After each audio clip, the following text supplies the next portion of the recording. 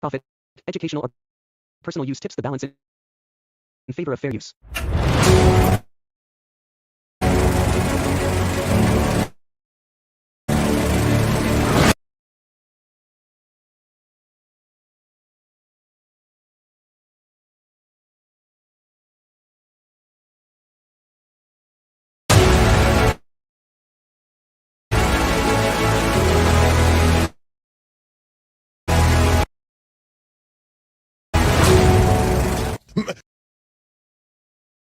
Mabel, what the hell wrong with you? You don't be coming. Wake the hell up! You about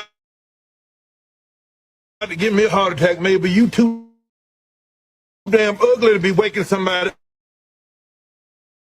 up in the middle of the night. I told you about that. You got to ease that ugly up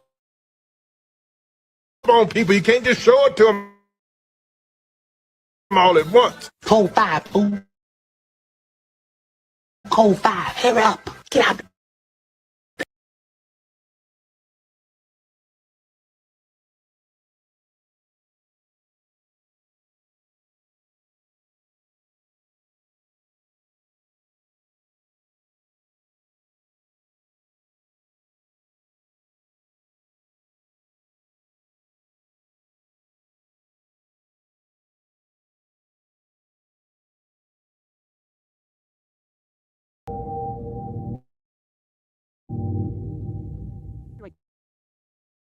Disclaimer under Section 107 of the Copyright Act 1976. Allowance is made for fair use for purposes such as criticism.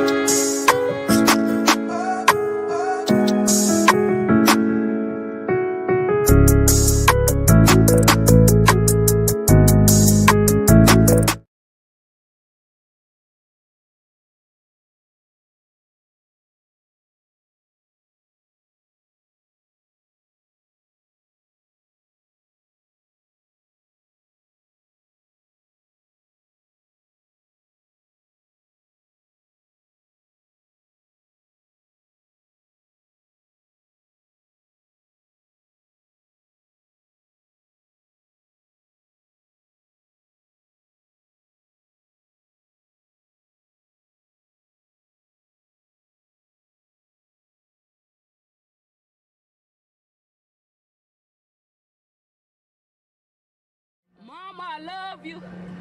P.O.P. All the time.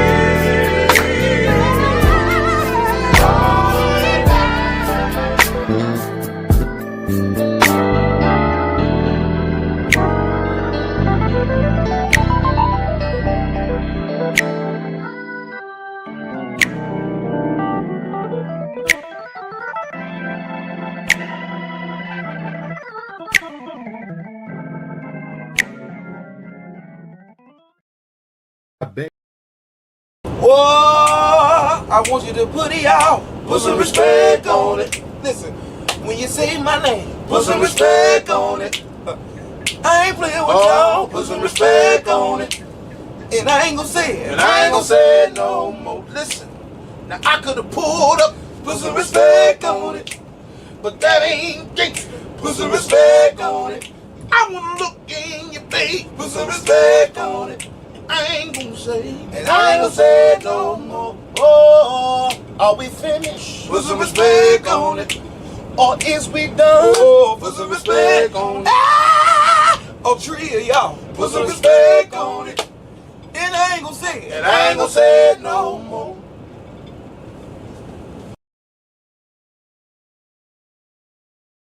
Mama, I love you. P.O.P. All the time.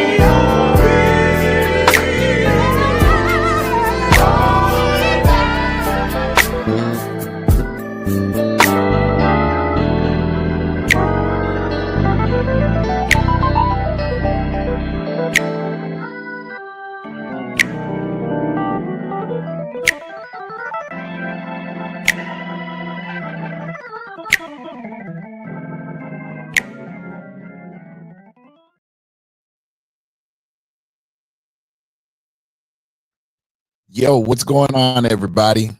Oh, I'm muted. My bad. What's going on with you, everybody? Y'all gotta pray for my technology right now. Pray I don't lose it. Tonight, it's not StreamYard's fault. It's as they say, some put their trust in horses and chariots and stuff like that. Well, I put my trust in some faulty technology, but guess what? We're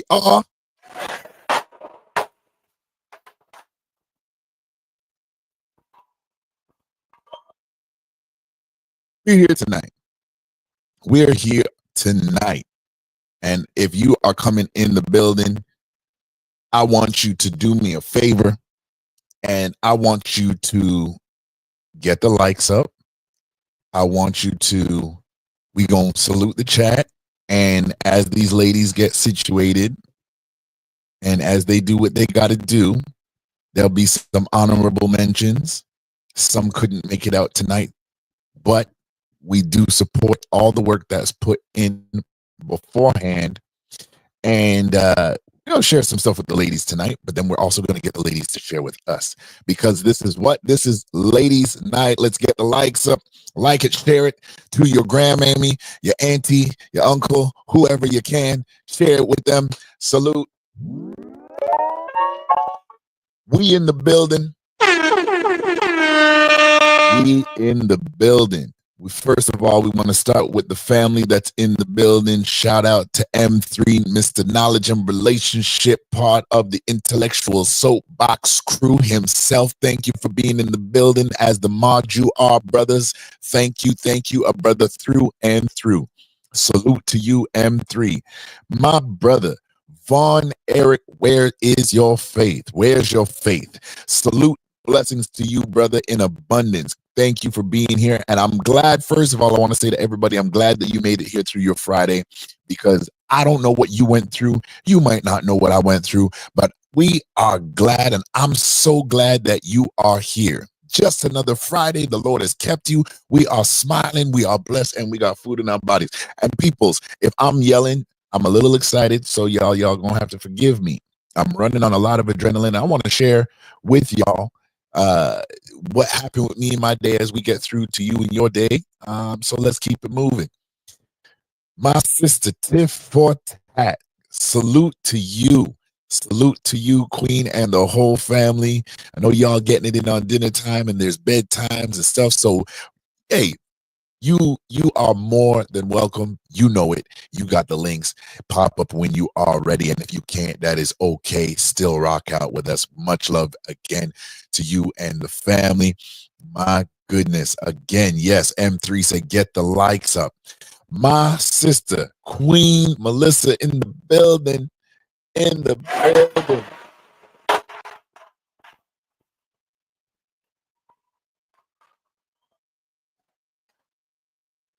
Yes. Thank you for being here. Knowledge said, thank you, brother. Tiff said, thank you for the wrench. Yes. Because you know what? As we go along, I don't count these things as small things. I look at them as they are big things. And as we say, big things popping and little things stopping. And most importantly, you know what? I'm not going to keep everybody too long tonight. I will do my best. I always say this, and you know what? Maybe I should stop saying that, because every time I say this, we end up doing like a 4-hour show. I'm not saying I don't like the 4-hour shows. I'm just saying everybody got different. We in different time zones. We got different things to do. And so what I'm going to do is I'm going to get these first two sisters. Oh, snap. Ding. Yeah, I mean, oh my days. First of all, let me lay the premise down. If you don't know who I am your boy Conrad, the host of the DaRealReel podcast, where we are real people having real conversations about real things. Much blessings and salute to everybody that is going to be in the building rocking out with us tonight. You are much appreciated, and not just appreciated, you are valued, loved, respect. And you know what? As we grow, yes, this space over here on the DaRealReel is a safe space for our brothers to learn, grow, share their feelings without judgment. But you know what is I'm learning more and more, and not just learning, but I'm seeing it through the space. I'm seeing it in the analytics. I'm seeing it when we have the business conversations, that we are not going to leave our sisters behind over here. Okay, we will not leave our sisters behind. We will not leave them out of the conversation. We will not make them feel that, okay, you know, they gonna be just doing the locker room talk and dropping a little prayer here and there. No, it's all encompassing, right? And so we want our sisters to know that the DaRealReel is not just a space for the brothers. It is a space for the ladies. You can come, feel safe, share your opinions, and not be attacked, misunderstood, or maligned for what you have to say. And your genuine your genuine opinion is valued. And as usual, we need you to do what? You need to give us the HBO special. What's the HBO special? Shout out to Poor Man's Podcast, the originator of that. It is the Help a Brother Out. What I need you to do is like, share, subscribe, send it to a friend, a family member, and if you be so kind, because that is the most golden currency. Obviously, we know money can help a long way, and if you feel to do that, maybe later on we might post that link. If you feel generous enough to drop an offering so we can get some coffee and pour into the community over here. But if not, the best thing that you can actually do is hit that like. So let YouTube know that we over here, and we here not just to destroy, but we here to build up. Amen and amen. Shout out. And she's in the back, so I don't know how much of a intro I want to give her right now, but shout out to my sister Natanya. Shout out, shout out, shout out. And I see you waving. I see you. We gonna bring you up just now. We gonna bring you up. And you know, again, this is special for me. Tonight, having these ladies that are coming up. They actually confirm something for me. They don't know it. They don't know it, but they confirm something. And I'm going to tell you, everybody, over the next couple of weeks, pay attention to what some of these things that's going to happen, because they are monumental. Shout out to you, Natanya, for being here. And you know what? We're just going to get this train started, because we've done all the YouTube stuff that I want to do for tonight. I tell you the truth, I'm not really too big into that. I want to share my day. I want the sisters to share their day. I want to introduce them. And sisters, before I bring you up, if you have whatever your channel is directly, can you do me a favor? Just drop it in the private chat, because I will post that to the chat. And then mods, once you see the links posted, and then Tiff and M3, any one of the families, post them. Just let's just start getting those links out there in the chat, so that way when people are going back and they're watching this, they will see, yeah, you know, they gotta follow the family. So yeah, don't be afraid to do that, sisters. In the private chat, make sure we get those, so as we go along tonight, I don't want to miss those at all. I'm still working on trying to automate these things and get these things set up as best as I can. But you know what? In all things, God is good. And I know this weekend is Father's Day weekend. And I am going to share it with the ladies, you know, where my day was coming from, and we're going to bring them up. Salute, salute, salute, salute to you. Mina, what's up? I see you. I see you. God bless you for being here. I definitely want to share something with you guys that went through my day. Actually, you know what? Give me 1 second. I'm gonna actually I know what I'm gonna do. I'm gonna cue this. I wasn't gonna play this video, at least not over here like this, but I wasn't gonna do this. But you know what? I feel to do it. So we're gonna keep that there. And without further ado, I am going to bring the sisters up to the stage, and we're going to start. You know what the funny thing is? I'm going to start with the first one that I met. And I think this will be her second time being on this side of the vineyard. Do me a favor. Put your hands together. Get your likes, your hearts, whatever emoji you can put in the chat. And welcome to the stage. Hi. What's up? How are you? What's going on? Nothing much. Thank you for you know, because I know a lot of times on the Friday nights you're busy. Oh, for sure. For sure. Yeah. I might be lagging a bit, which means I might have to drop off. A piece of technology, because I'm not liking it already. It's starting to irritate me. It's okay. Yep. But thank you so much for so having that's what you want to me. do? No, it's definitely okay. You again. It's been a long time. Like I said, retirement long. I know. I was about like I remember when you said that. I was like, retirement? Not retiring over here. Give me 1 second. Let me just fix something right quickly. I don't know that person. That's fine. Okay, we should be good now and getting better. So perfect. And let me know. I should be getting right as rain over here. It looks good. That's what happens when you have old technology, because it's just like it sometimes it moves like it's good for everything, or just like the smallest task, and then you find out that it's not. And it's I literally just had a power outage just now, like not that long ago. The lights just came back on. So yeah. I was my goodness. And figure out, like, can I use my iPad? Can I use my hotspot? Like, how can I figure this out? right? And I'm like, I'm pretty sure that we're probably going to get, because I know anytime there's a storm through Louisiana or New Orleans, Florida, like we get that here in Toronto not too long. So I wouldn't be surprised if the next over the next getting back into Monday if we got it and we're gonna get it. And so I'm gonna do this. Queen Melissa, is she probably in the background somewhere? Hey, what's going on, Queen? Hi, how are you? Salute to the other queen in the space. Hi, How are you? How are you? Hello, how are you, brother? It's good to see you. I'm well. I can't complain. And let me do honestly, I'm getting old, and sometimes my skills are a little rusty. So I'm sharpening them tonight, because we know that, if one thing that our queens do, when we got to be honest about this, brothers, our queens, they make sure that we're sharp.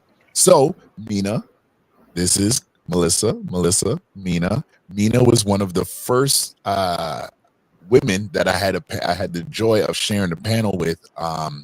And Will gave me the chance, and he was the glue. Will Nicosi, he was the glue that kind of brought us all together. And we've had some really great conversations. As she said, she did retire, but you know what? The one thing is like we're kind of connected everywhere. So aside from us randomly checking on each other or randomly liking something, I'll hit her up and be like, "Hey, how you doing? Everything's good?" Or like, "Can you jump on a panel?" And she'd be like, "Okay, well, I'll finish." I remember there's a lot of times when I was just getting started, I hit her up.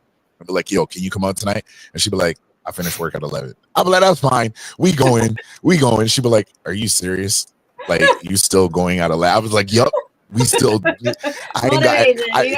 the spirit you need. That's the spirit. You know what I mean?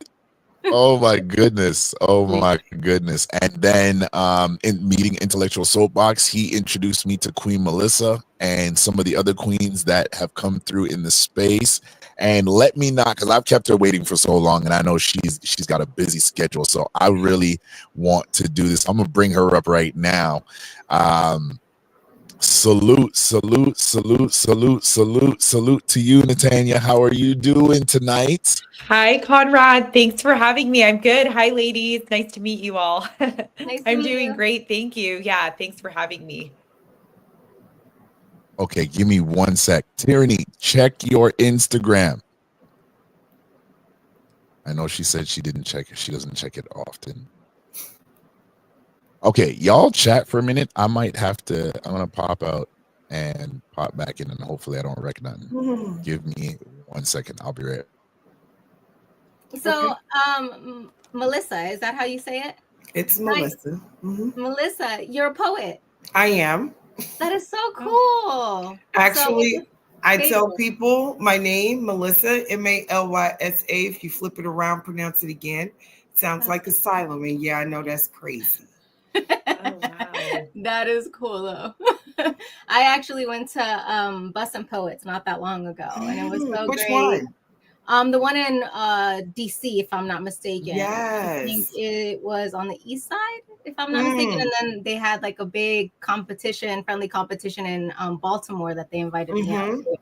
And I'm from the DMV. So the Busboys and Poets that's in Columbia, Maryland is literally like maybe 10 minutes from my mom's house. Oh, but wow. I have not been yet because they built it when I lived in Texas, and I just returned to like the area a little over about 15 months ago.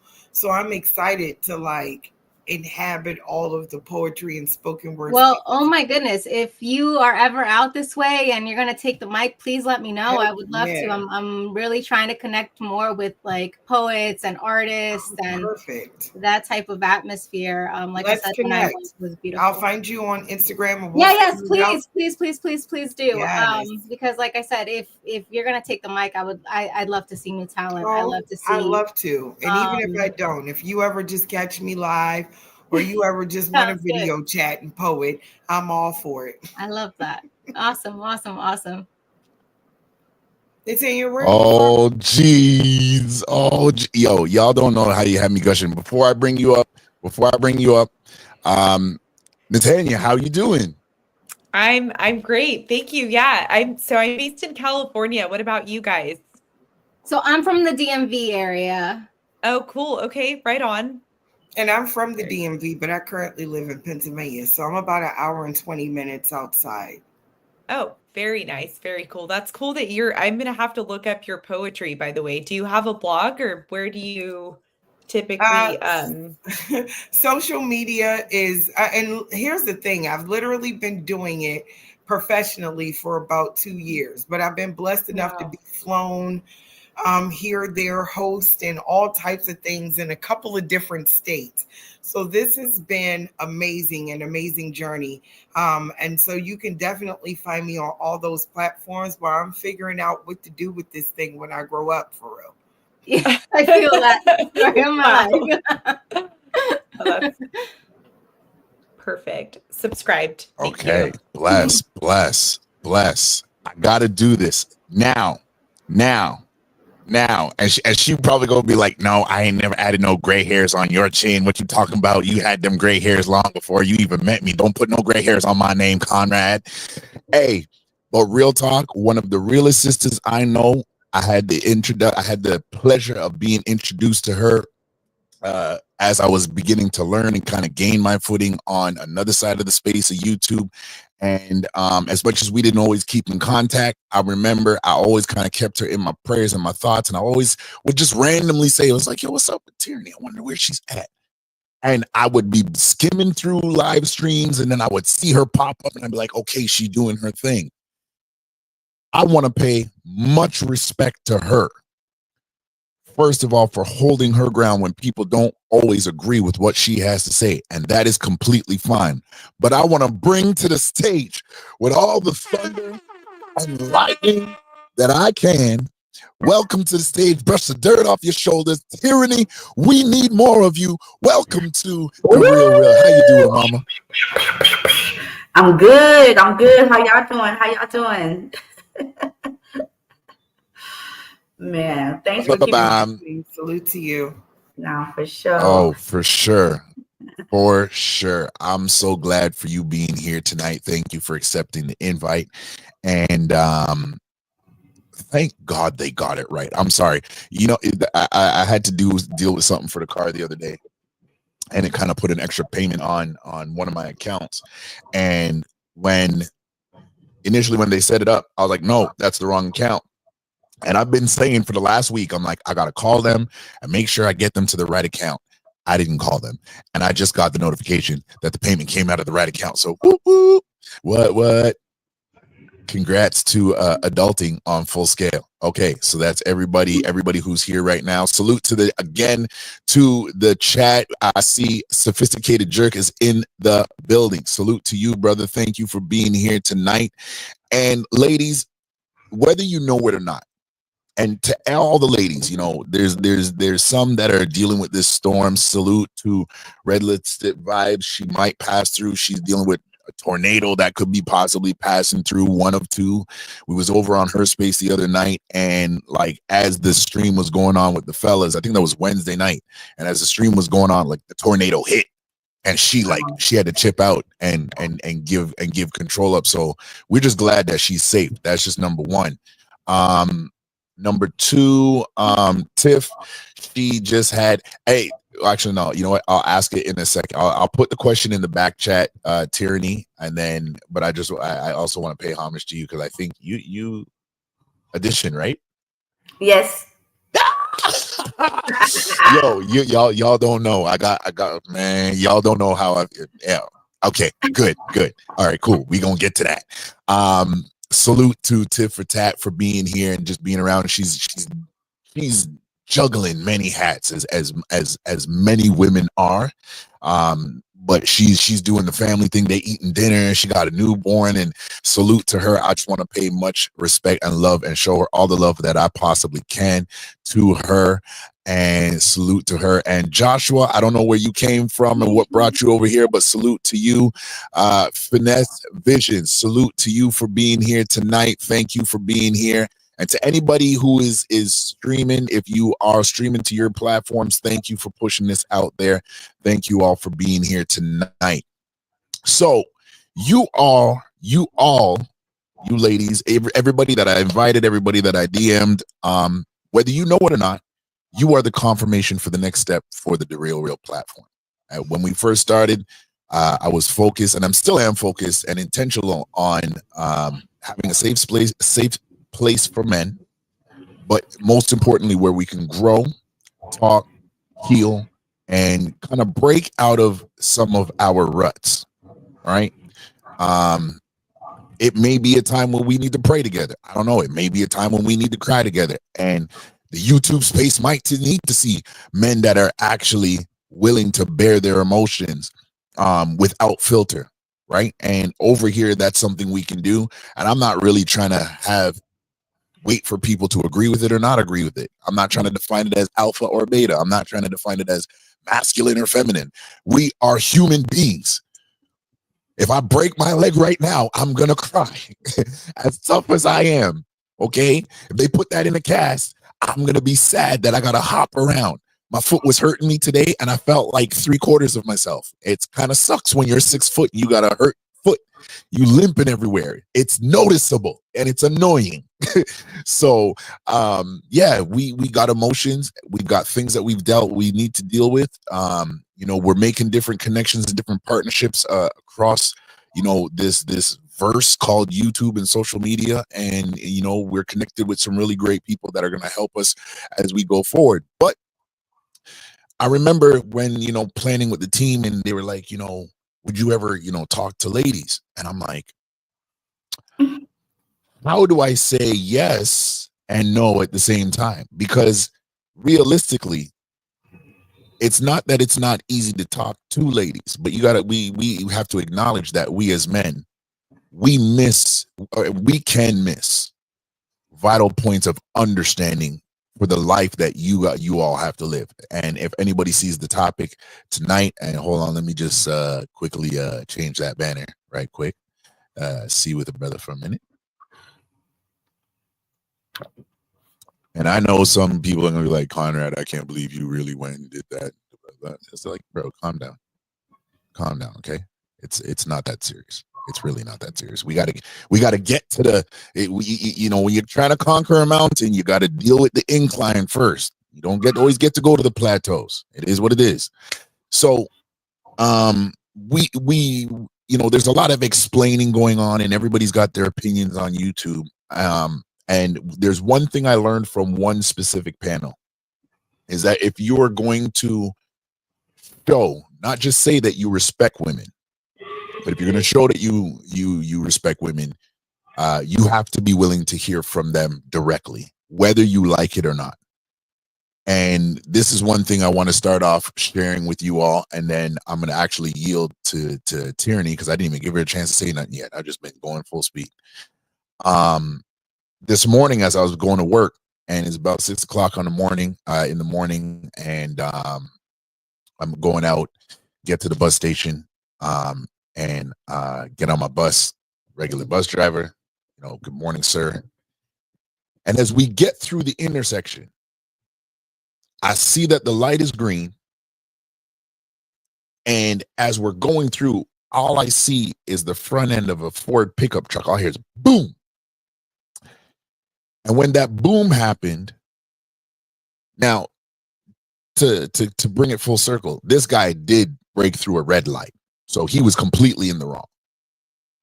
But when he broke through the red light, there was 3 other cars that he hit. The first car, there's another brother in it, another gentleman that was in it. Second car was a woman. She was on her way to work, literally on her way to work. Registered nurse, like the bus station is here, the hospital is there. There was another car that got sent back 40 feet in the eastbound direction, facing oncoming traffic. And then his pickup truck, he was going so fast that his back wheels broke off the axle, and the spare tire was in the opposite side of the street on the northbound side. Why am I saying this?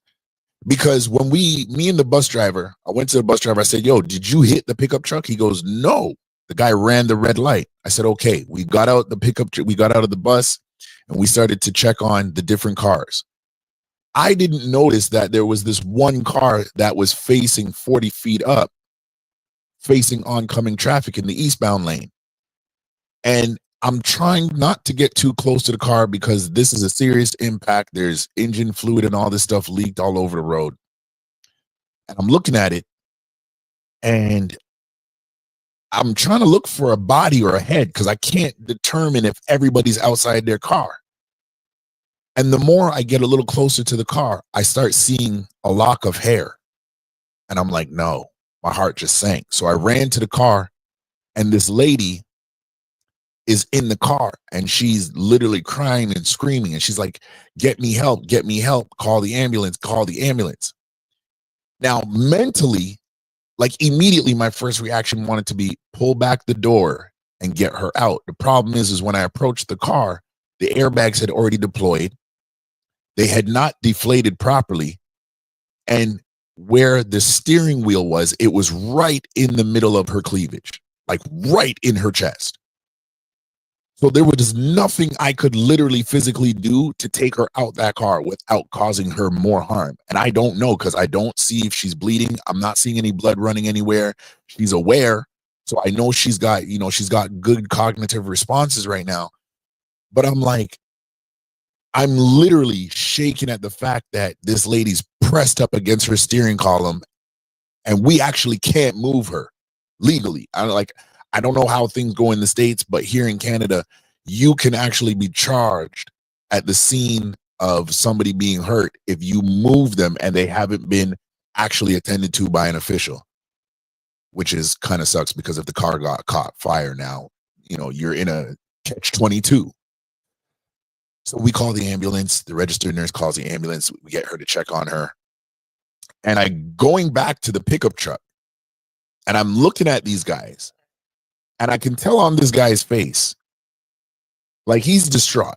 He's like, he's distraught about everything that's happened, but I'm looking at him and I'm kind of trying to search him to see if he's aware of how many people he hurt. And the mere fact that he hasn't even gone to any of these other ladies that have been hit. He hasn't gone to any of them and said anything. I'm just like, all right, cool. So I get on, we make sure everything's all right. The fire safety crew and the police show up. I get on the bus, I'm going to work. And the reason why I wanted to pin that to you guys is because bad or good, nothing happens for no reason.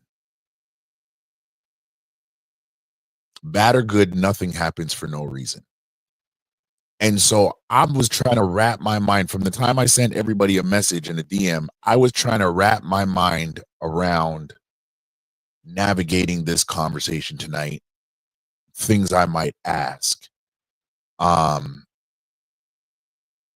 And all of this. And I kept kind of drawing a blank, really and truly, because I was like, I'm weighing what I hear on social media versus this invite to this conversation tonight. And then it clicked into me, and it's just like, you got to pay attention more. It's not just only about how I feel about the world around me. If I'm going to have complete understanding or have a better understanding, I've got to get the other side. Because I might reach for the other side and you could very well either be in danger or just removed from my ability to connect with you. Like, I don't know. We've never seen each other in person. And I'm glad I know where to find you guys on social media. But it could have been a situation where between the last time we spoke, you could have shut down your Instagram or you could have shut down your TikTok or however.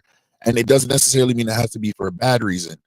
But I say all of that to say is that from this brother and this platform over here, I honor you and I'm thankful for every one of your lives being here today. I don't know what you went through in your week. I don't know what you went through in your day. I don't know what you went through 20 minutes ago before you jumped on. And it could have been hell.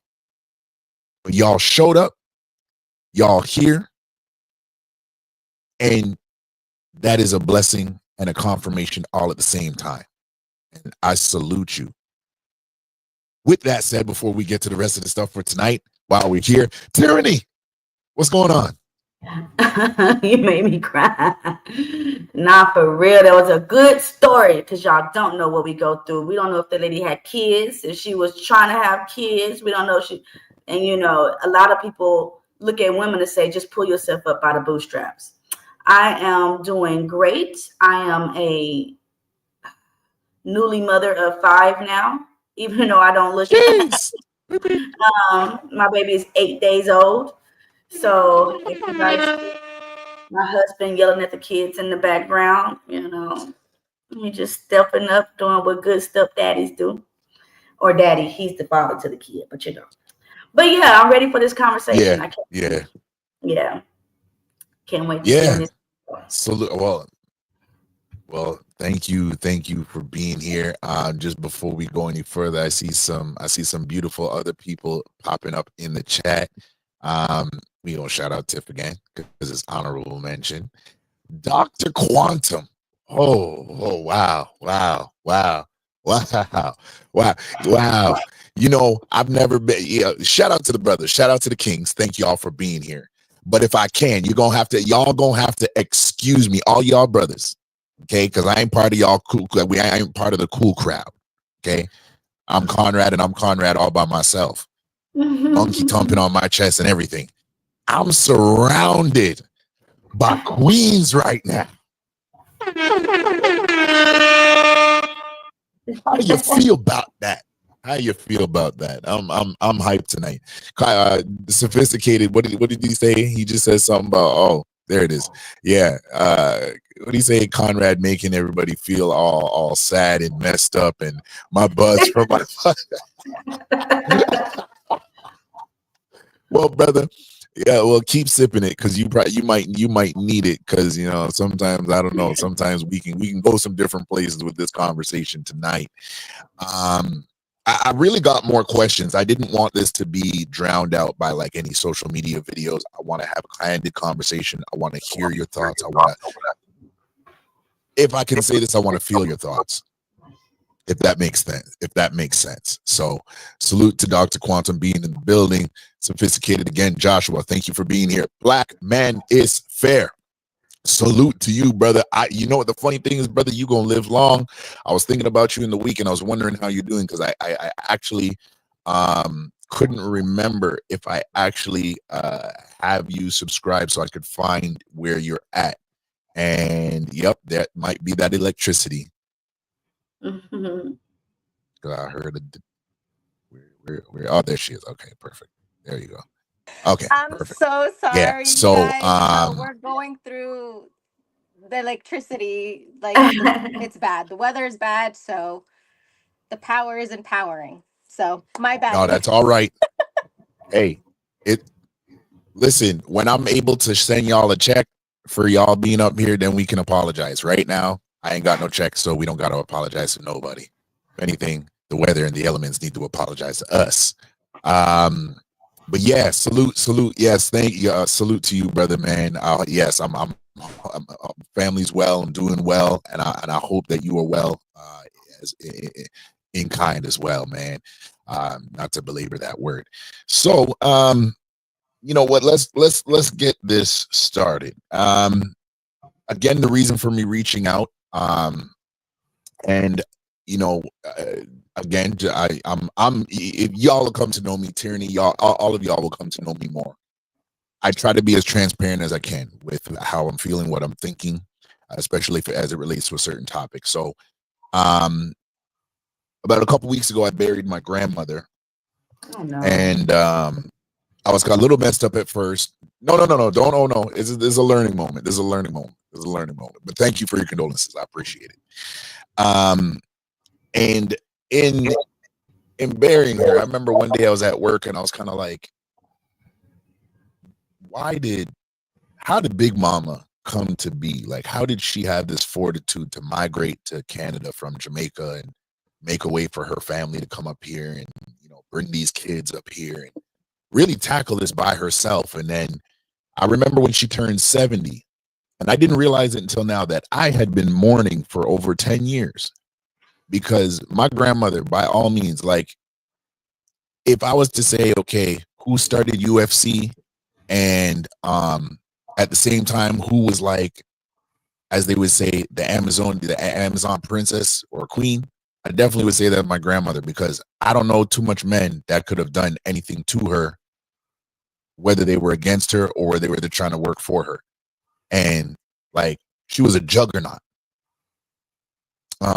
Could always be, and I know we have these conversations now about maintaining masculinity and femininity and all that stuff, but for my grandmother, she found the balance, and I always loved her for it. But as I started to think on this and sending the question to you, or sending the invite to you all, I guess the first question that comes across my mind is, what are some things, or what when it comes to men not understanding the life and the plight of a woman, what do we miss, in your opinion? What do we miss the most? So I'll repeat that again. What do men misunderstand or miss the most about understanding a woman's plight, a woman's life? Mina, I'll start with you. Okay, let me know if you guys can hear me, if it doesn't sound too choppy or anything like that, because like I said, the weather is weathering right now. So I feel like females, at least for me, I like answers. I'm a very independent person. I'm a planner. I'm very organized. And for me, it doesn't work when I'm having a bad day or there's something that I'm going through, that hug or a kiss, even though, for example, my partner is the opposite, right? He is a very physical person. He loves hugs and, physical touch, but I like solutions. Sometimes what helps me is having a plan or talking something through, opposed to let me just hug you. And I feel like and not all females, are like this. Maybe they are, maybe they aren't. And I feel like maybe it's me that I have a hard time like expressing what makes me feel better in that moment, in that time. So therefore, it's really hard for him to understand what I need in that moment, in that time.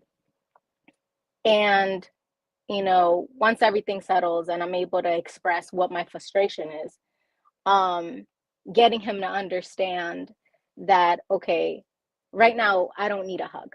Right now I don't need a kiss. Right now I need to figure out a plan how we can solve this situation. That's my form of you being able to be supportive and being there and understanding what I'm going through. And I feel like that's really hard for guys to understand sometimes, that it's not all about, she needs a hug, she needs a kiss. All those things are extremely important, but sometimes it's the fine details. Sometimes it's looking at the bigger picture and two brains being better than one, opposed to constantly feeling like I have to have all the answers all the time. And that's not something that, the power is back on. That's not something that necessarily can be taught. Even explaining it right now is extremely challenging. So I feel like for me, it's that, that if more relationships got to know their partner and putting their love languages to the side for a second to see what works for that person in particular, so you guys can connect in difficult times or good times or sad times. I feel like that is what's missing in relationships sometimes. Not being able to know how to put your love language to the side to figure out how to get through to the person that you're with, if that makes sense, what I'm saying. You mean like better communication? 100%. 100%. Yeah, definitely better communication. And I don't know, I just being more in touch with feelings, not thinking that one size fits all. And I feel like that's a lot of how people operate sometimes, that they believe that one size fits everybody. And that's not the case, because that's the beauty about humans, is that we're all so different and we all communicate different and we all express different ways and so forth. So I think it's that understanding that not one size fits everybody. I like that. Tyranny, head up next. What do you think about that? What is something that men, in your opinion, your viewpoint, what is something that men miss about a woman's life, or miss about understanding how to connect with a woman or talk to a woman? But in your opinion, what does that look like? Yeah, I'm gonna just mirror the last thing she said, which was perfect, is that this is not an OJ Simpson case. If the glove don't fit, it must quit. Okay, like she said, we're different. You have to know us individually. And just because you love this way doesn't mean that's the way I want to be loved. I might want love a different way.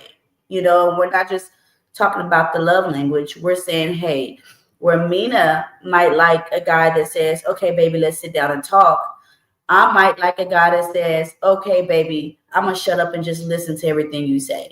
You know, I mean, just knowing your partner individually, because sometimes you guys will say, you remind me of the girl that I once knew. Okay. And I don't need you to see her face whenever I look at you. I need you to see tyranny. You know what I'm saying? If it's making any sense. So I like what you said, and that was perfect. I am my own individual. Listen to me, love me the way that I need to be loved. And then our communication will open up a lot better. But don't assume me from your experiences. I like that. I like that. If somebody can put that in the chat, don't assume me from your experiences. And it's funny that you mentioned that. And then Natania, I'm going to come to you, and then Melissa right after. I'm not even going to interject after this, at least not for right now. Sorry. But I was thinking about that. And I actually had a moment where I shared, I think was it this Sunday or last Sunday? Either way, one of the two. Where I came home and I shared with my wife that, you know, a lot of times I may come off as if I'm angry in the house. And, you know, she'll be like, what's wrong? And I'll be like, nothing. She'll be like, is it me? I'll be like, no, it's not you. But I'm not giving her that feeling or that reassurance that, hey, babe, it's really not you. But here's the thing is, I'm also not giving her any information for her to know it's not her either. If that makes sense. You know what I'm saying? Got you. I got you. Yeah, I'm telling you, the elements be messing with all of us. Don't worry, you're good. You're good. Chat, she's not doing this intentionally. It's the elements. They be messing with all of us. The weather, the thunder, the rain. Earth is groaning right now, okay? Sixth trimester. I know there's only supposed to be 3 of them as far as I know. Ladies, correct me if I'm wrong. But Earth is in 6th trimester right now and is groaning heavily. Yeah, but make a woman feel really insecure. If she feels like it's her, man, you know how many thoughts gonna go through her head? You know how many thoughts go through a woman's head, period? And then just for her to think that she is the problem while her man is upset. Yeah. Well, and this is why I had to come home and I actually had to just share with her mentally and emotionally where I was at. So that way she didn't attribute that to herself or something that she wasn't doing. Because and we're gonna get to, I mean, like the crux of the topic, and I think we're actually building there right now, and this is awesome. But yeah, I actually, you know, caught in the middle of the day, caught a revelation, and I was just like, okay, I gotta come and she'll be back. And I got to come and really share with her what was going on in my psyche and in my emotional and the weight of that. But then it's also in sharing that, it's to say, okay, I might need you to check me. I might not want to say check me. And I think that's the part of when we talk about, you know, a real man. I don't want to use maybe the real part, but in terms of being a man and what we're taught about a man, in essence of being accountable, being integral, being a man of our word, showing up, being consistent. If we lack in any area, it's not to disguise it or dismiss it and say, oh yeah, it's all right. It was just one time here. Because one time here can be another time there. It can be another time there. But I had to say, it was like, look, if I consistently start to dip in either not sharing with you or reacting outwardly to how I'm feeling inwardly, and it's making everybody else feel ecstatic or at odds, please check me. Because sometimes I feel like my inner static, and just because I'm quiet, it shouldn't affect anybody else. I got you. It shouldn't affect anybody else. And so, you know, I had to come to that realization. Tierney, I was just saying that I came to a realization that of the weight of the impact of how sometimes what I'm feeling inside, and just because I shut down or I get quiet, and I might have passive aggressive tendencies, it can really set everybody at odds, and especially with her, make her feel something that is not even attributed to her. And so I do have to manage that. But at the same time, I also have to be willing to share with her that I'm so frustrated with myself right now. And like, I shared some things with her that I never told, like, let's say my uncle. Well, not, I don't know if I would really share it with him, but let's say my closest boys or some of the guys like Sophisticated Jerk and you know, message them, or Will or anybody. Like, there's some things that I don't always share with them, and not because I can't, but because I haven't really processed it, because it hasn't drawn a weight from me. So I just kind of wanted to say, yeah, I definitely agree with what you just said right there, because that hits. You are not my mother. You are not my past girlfriend. You are not my past experience, and you are not the trauma of that. Where are we at? Natanya, what do you think? What do men misunderstand about a woman's life and the plight that she has to go through in living her life? What is something that men miss, or we just have a lack of awareness to? Yeah, absolutely. This is like a very complex question. I'm thinking of a lot of different things, but like, I'm single right now, and I feel like things I've experienced are just feel like we're emotionally wired different. Like, women can be very emotional. We have like our hormones, different things we go through, you know, having a baby, I guess, all that. So I feel like when you have to be with someone who can be in tuned with your emotions, or you sometimes just have to learn, like, okay, when is the right time to shut them off? And that's like a thing that I even struggle with, like, sometimes, because I'm like, okay, well, I don't want to be like overly sensitive, but I can be. So I'm just like, what's the balance when you do get into a relationship, right? Because that can maybe scare a guy off. I don't really know. Like, I don't know if it can, maybe if you're like a little too much. So I think but it does really make us feel safe when someone is just there to listen. Like, sometimes we can overreact or overthink. Our minds are everywhere. Like, I'm a planner, I'm an organizer. So I really need someone that can reassure me, that can communicate with me. If there's no communication, I just start like freaking out sometimes, which I know I know I sound so dramatic, but that's what, that's how I am. So I feel like we need someone that can match our style of communication. It starts from there. And then just knowing, like, we're built differently than men. Men are very logical. They're very like, okay, we're gonna do this, we're gonna do that. And then women are just kind of a lot sometimes, like, we're a lot in a good way, right? We have so many ideas. So we just need someone to, like, that we can complement and work with, I think. Mm-hmm. Mm-hmm. I like what you said in terms of aspect of getting that. It's another layer of communication, right?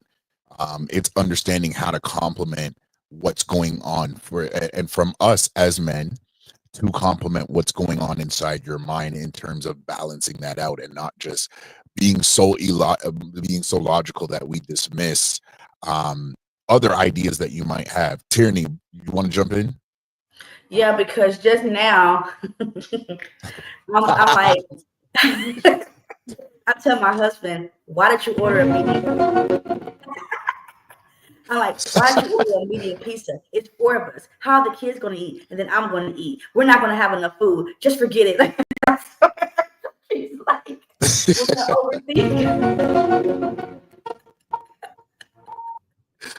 no, for real. And he's just like, okay, babe, everybody's going to eat. I'm like, no, the kids are going to eat more. I get it. I mean, you guys just have to calm us down, man. Calm us down.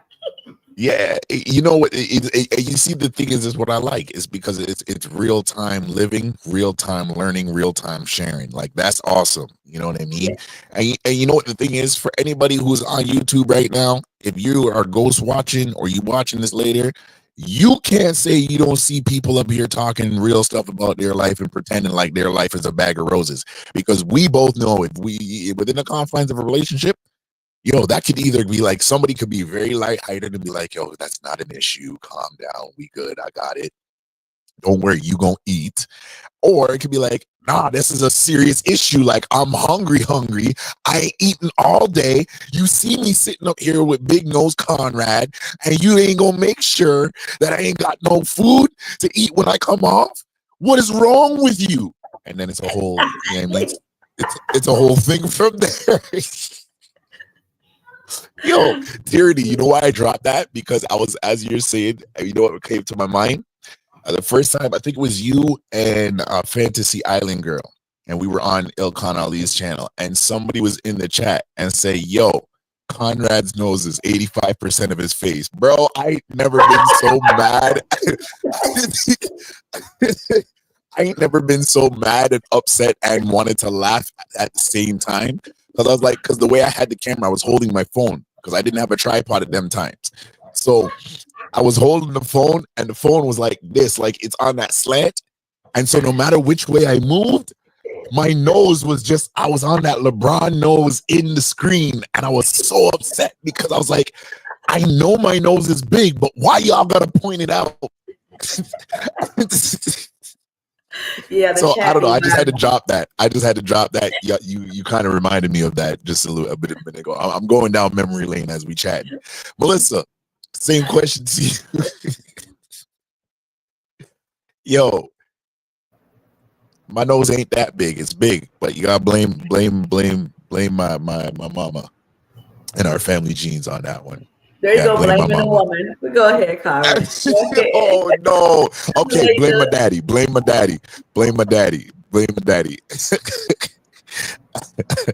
Okay, hold on. Hold on. What do we got? What's going on in the comments right here? Okay, so we caught up to date because I'm pretty sure I caught everybody.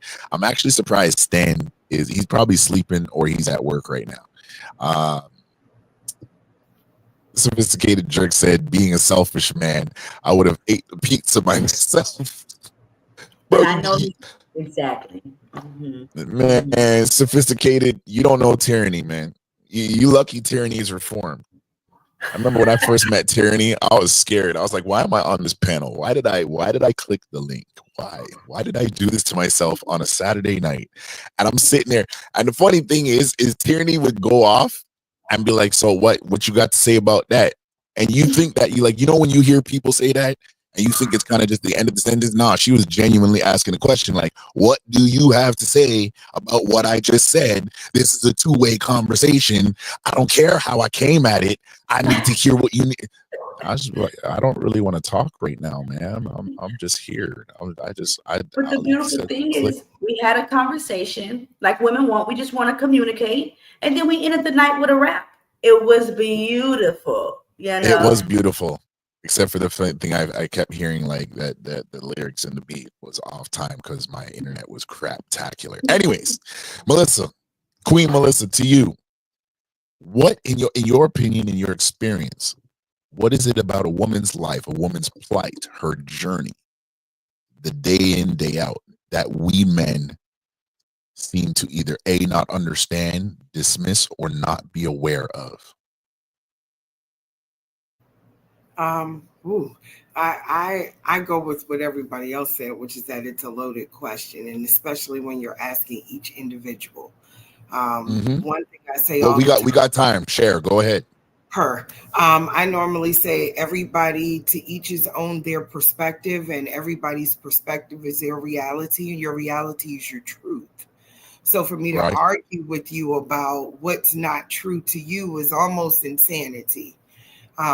And my name spelled backwards is Asylum, so I know these things. But nonetheless, with that being said, I'm also a woman who's been divorced once, and I'm also a woman who is a widow. I'm also a survivor of DV and SA. So my experiences with men from bottom to top in some of the most trusted and respected lanes have crossed the place that then made it tainted. What do I wish that I could communicate even with all of that going on, or what do I think that we miss? Is that we get discredited for being a part of the alignment. I feel like nobody can work without a head and a body. Other than that, you're an alien. None of this works unless this works, these work, this, it's all a communication system. And quite like these other queens said, if there's no communication, there's no alignment. The head has to have a vision. It has to hear. For me, it's God. I prefer, someone who's in that realm. So for me, you have to hear from God. You have to have a vision. You have to be able to hear, and you have to be able to speak that thing. Okay, now we on this neck. It's on the swivel. You feel what I'm saying? There's a top and a bottom. You on the swivel, I'm on the swivel. I can go this way, body can go that way. We're not a Deirdre, but you understand what I'm saying.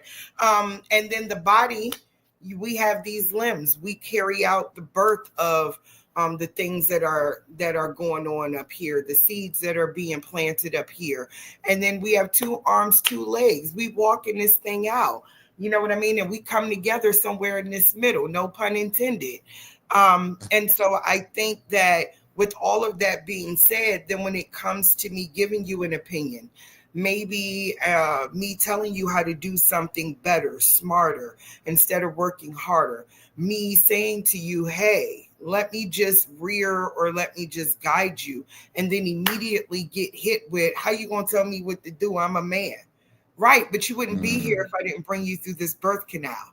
So I think that what happens is we get lost in alignment. Men think that they are the head, and that's it. And if that's all you want to be, that's great, but you can't go anywhere without a body.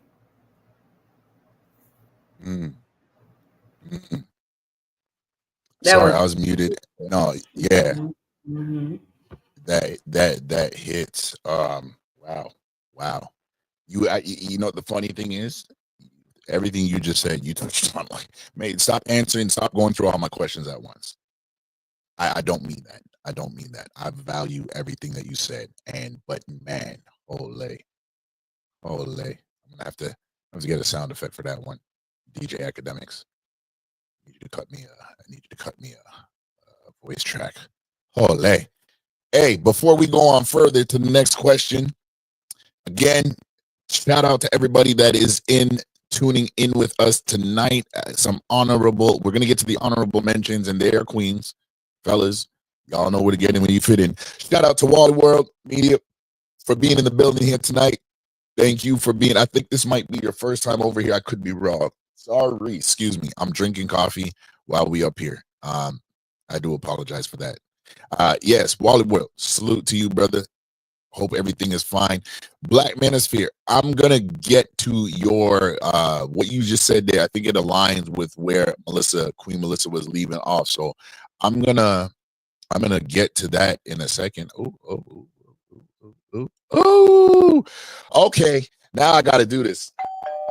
I should have did this for every one of you all. I see you smiling. I love it when the queens smile. Somebody put it in the chat. Queens smile. Queens smile. Salute to the queens coming up here tonight, being here with us. My goodness, my goodness, my goodness. What have I done to have such great, wonderful connections in this life? First, Tiff for Tat, salute to you. I don't know if you can hear me. I don't know if you're juggling. So there she is. Salute. Can you hear me okay? Yeah, we got you. Hey, good evening, everybody. Hey, ladies. Hey, the Real Podcast. Hey, Thank Hey, you hey. for girl. inviting me to this conversation. Sorry, it's a little late. I've been dealing with the little one here. I just finished feeding him, but he's a little fussy, so I might be off and on mute. That is, But thank you for hey, having me. that is okay. That is okay. You just give us the green, and I'm going to give you some time to get settled and do what you got to do. But just thank you. Your presence here is more than enough.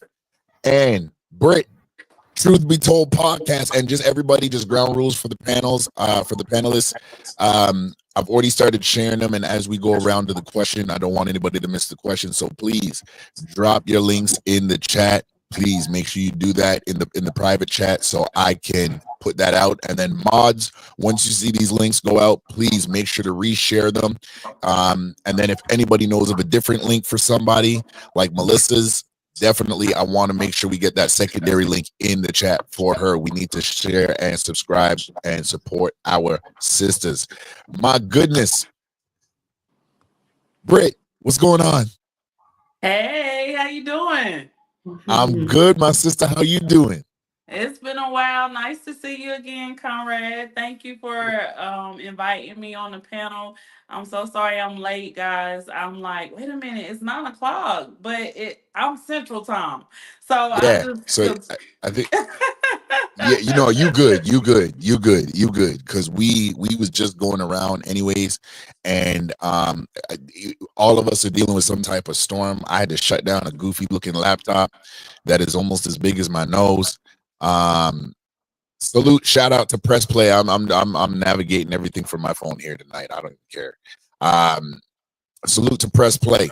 I think this might be your first time viewing from Tyranny side. So salute to you, much love and peace to you. That is her peoples. So if you her peoples, you my peoples by default. Queens smile. Salute. If she wants to join, is there a link or is this for specific ladies tonight? Hey, if she wants to join, definitely send the same link I sent to you. You can send it to her. And then definitely you can join up. As we actually get to that part, hey, everybody in the chat, do me a favor, like, share, and subscribe. Make sure we get the likes up because especially for the community, it might not be a physical currency, but it is the virtual currency, and it does hold weight in these YouTube streets, and it makes sure that we support each other and we push us ahead of the nonsensical mess that might be out there. Honorable mentions right now to Victoria J at 12th Street Podcast. She is always handling stuff. She's always busy juggling many plates, but I know she's always a big supporter of this channel and anything that we are doing over here. And likewise, we do have some things that are being planned for the future. Shout out to Victoria J and 12th Street Podcast. The Real Precious.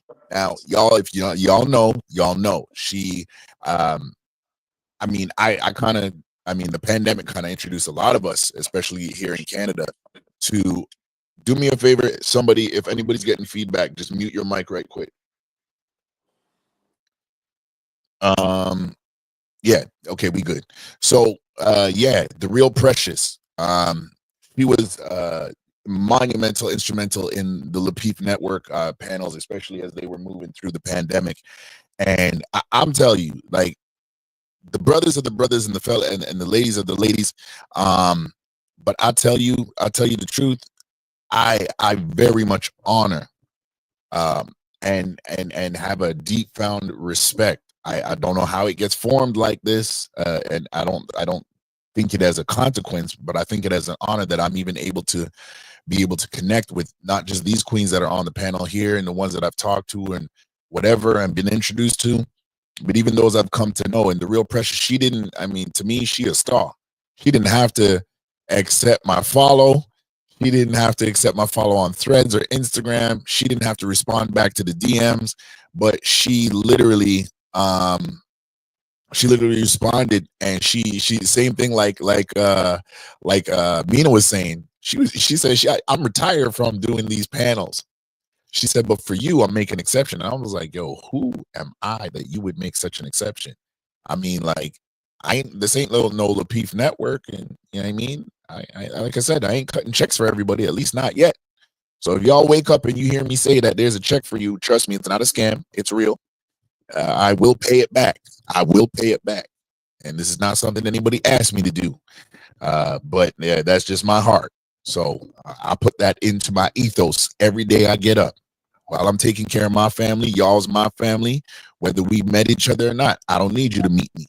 But trust me, there will come a day when that day hits, that check, and it ain't gonna be no, it ain't gonna be no 3 figures, 2 figures, 0.1s of figures. We talking figures, as big as jiggers. Oh my goodness. So yeah, shout out to the Real Precious. I really want an honorable mention to her.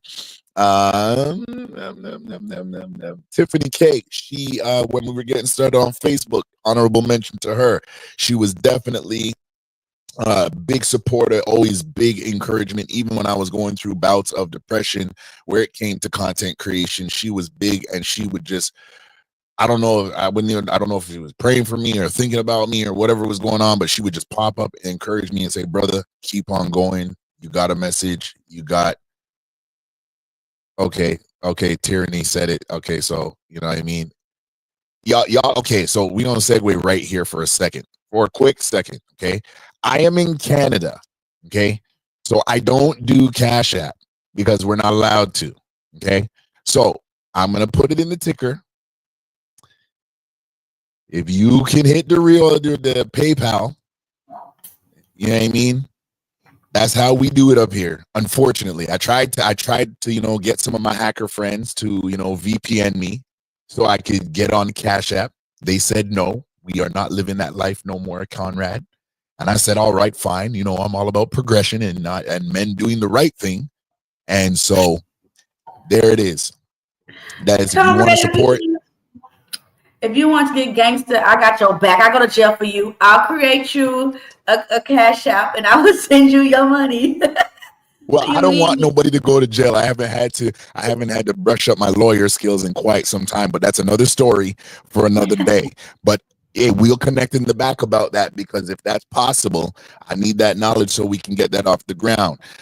Because peradventure, and I'm just gonna put this out in ethos, there'd be times when I'm praying and I feel a certain way, something drops in my heart that somebody needs something, and I ain't rich, but I'm also not slow to move if I feel something on my heart. Now, that's all I'm gonna say about that. So for right now is paypal.me/DaRealReel, DaRealReel. That's how you can buy somebody some coffee, because it might not be for me, it might be for somebody else, and that is 100% facts. Okay, let's start here. Let's go back. Am I done the honorable mentions? Tasha, shout out to the godmother of my wonderful goddaughters. She couldn't be here tonight, but I want to say and pay homage to her, a hard-working lady, a hard-working individual, and as she goes through this step right here with her family, I'm always praying for her, and I am proud of her to the utmost. And shout out to the mother of my goddaughters, my beautiful goddaughters, and shout out to my stubborn, stiff-necked brother that is you know what I mean? I love you, broski. Mr. Keith Chestnut, salute to you, brother. Who else is this? Egypt, QOC Network CEO, salute to you for, reaching out to us and establishing that partnership. Honorable mention. Akila, producer of all producers, producer of all producers, marketer of all marketers, salute to you. And Larita's Lifestyle, knew we made a connection. She wanted to be here, but she's traveling with the family. Hope they're doing well and that they're traveling, especially that they're not facing, hopefully, any weather complications. Salute to them. And don't worry, some people got to go, some people got to do. So if you see the panel moving around, hey, don't nobody feel no way. It's not a bad thing. We all dealing with life. And I don't expect everybody to be up here for 4 hours. And I'm trying to make sure we don't go 4 hours. We're already up 1 hour and 21 minutes in. Now that that's out the way, we're going to come to Britt. The question is right now, and it's a loaded question. I know. But what, in your opinion, your experiences, what is it about a woman's life, a woman's plight, a woman's journey that men seem to either not understand, not be aware of, or even sometimes we may dismiss out of ignorance? I mean, for one, we're just two different creatures. You are a male, we are a female. It is a compacted question that you asked me, but when I think of sometimes why we don't understand each other as a whole, I feel like, for one, communication can be a big thing depending on what you're talking about with that man or with that female, why you guys can't communicate properly, or if depending on the situation. You said a lot of different things, Conrad. What else did you say in regards to a woman's life? So her plight, what was it? Her plight and her journey. So what is it that we might not either understand, dismiss, or be ignorantly unaware from? When I mean ignorance, I just mean not knowing. So let's just keep it succinct, unaware. So what do we misunderstand? And what are we unaware of? Or what do we dismiss about a woman's journey, her life, her plight, the fight that she goes through? Oh gosh, it's so much that I could say in that question when you say, what do we dismiss? I just think that it's not necessarily that you dismiss it, that you just don't understand. I feel like as a woman, we are so complex. We are emotional creatures, and men don't operate that way. So sometimes on our life's journey, I mean, we go through a lot. I feel like women rule the world anyway. Uh, I really do feel like that. And so I feel like as we go on our journey and we change along our journey, depending on that man or depending on that person, who doesn't understand us as a woman as we progress within our journey. It's just about growth, and it's about you understanding the person that you're talking to. It could be your mom, it could be your sister, it could be a cousin, but you have to understand the type of woman that you're dealing with to understand her journey along the way. Okay. I you know what the thing is I can agree with that for multiple reasons. And I was going to do something on the background, but I'm going to cam back up right now. Give me 1 second. But the reason why I can say I can agree with that is because I've, in many different ways, especially being a husband now, I've had to learn that I can't think every day is just the quote unquote routine, because when you depend on routines within the confines of a house, especially leaning onto a relationship, by way of wanting to focus on the routine, I can dismiss things like communication, like being emotionally aware of maybe a changing tide that my wife is going through. And I'm not great at it, but I'm a lot better year 7 than I was year 1 or year 3. I think what really helped me to want to make that change is when my daughter was born. And Tyranny, wherever you are, I know she's doing some things in the background and she won't pop in and out. But being a stepfather, and my wife already having a young daughter, right? I had to really get to that place where I was just like, okay, especially as she got older, and now she's 12 and she's turning 13 next month, and she's gone through that major woman transition. I've had to understand how to Be open, not to her, but open for her. Mm-hmm. And when I say that, I mean it's in the sense whereas I may want to be. Hold on, let me cam back up. I don't even. I'm caught up in what I was saying. I may want to be a friend and a protector and He-Man for her, right? She might not need that from me today. Mm-hmm. And she's told me this when she tells me something about her friends, and I just want to barge in there and be like, yo, don't let nobody disrespect you. Don't let nobody this, and don't let nobody say that to you. And she's like, yo, like, I don't even need that right now. And my wife would come to me and she'd be like, yo, like you can't approach her like that because she's gonna shut down. And I'm like, yo, what do you mean she's gonna shut down? I'm just trying to give her this good love. And it's just like it's good in theory, but your execution's off. And it's not for this time. And so I had to learn that to her and being able to be open for her as a father. And there's many different nuances to that that we could get into, but and then kind of shifting back to my wife, understanding that like this simple request, because earlier on in our marriage, I would say I fail at this, right? Where she'd be like, babe, like I need a minute. And I would immediately attribute her request for a minute. And we using the slang, so we know what we mean. Just like, yo, can I have a hot second to just kind of chill out, catch my breath, even if I want to go stand in the solarium or in front of the house and spin in a circle for like 20 minutes. Can I get the grace to be able to do that? And I'll be like, yo, what you mean you need a minute? And it's just like, nah. How she deals with the get up, go to work, deal with the bills, deal with whatever, and how I get up and go to work and deal with the bills and deal with whatever is going to be two monumentally, as it's been said, different things because I perceive it a different way. As long as the routine's in check, I'm cool. I'm suffering emotionally, but as long as the routine is checked, I'm cool. With her, it's like, okay, I can keep the routine, but my feelings have me weighted a different way. And it's not just the feeling about the routine. It's the feeling. It could be the feeling about the family. It's feeling about this. It's feeling about. She could be feeling some things as a wife that I'm completely unaware of, and I'm dismissing because the routine's a routine, and as long as the routine's kept, everybody should be good.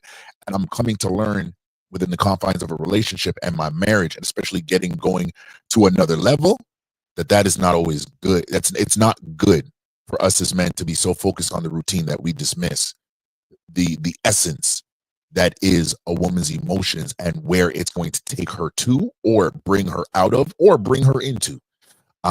So yeah, I can definitely I definitely like everything that you guys have put down so far because and you queens, let me just say it correctly.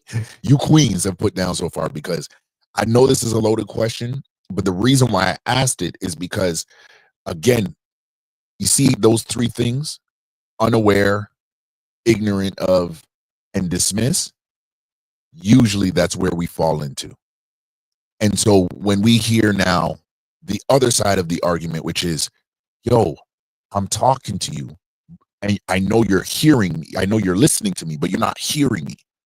Because when I ask you, what did I say? Or I ask you for your opinion or the way you respond back to me, you heard a fraction of what I've said and everything else is kind of like off into some other place. And I've had to learn to kind of make sure I rein that in because I don't want to miss the essence of what my wife is saying. Because oftentimes we end up disagreeing over nothing because I misunderstood some very simple things, or it was some very heavy things and I actually just needed to listen. I didn't need to respond. So yeah, definitely. Well, we went through those things. Here's a question, and Melissa, you actually, Tiff, are you there? Actually, I don't want to miss Tiff because I know she's dealing with some stuff in the background. And Tiff, you good? Yes, I'm here.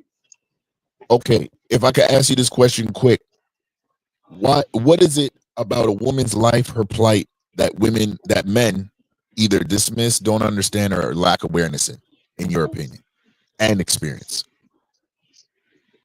Well, I'll make this quick. Well, from experience and in my opinion, I think um, one thing as people, but men in particular, don't understand when it comes to women is like there's so many different archetypes when it comes to what it means to be a woman per se. And it's like when we're online or on YouTube having these conversations about, you know, what a man's role is or what a woman's role is. A woman's supposed to be soft, she's supposed to be feminine, this, that, and the third.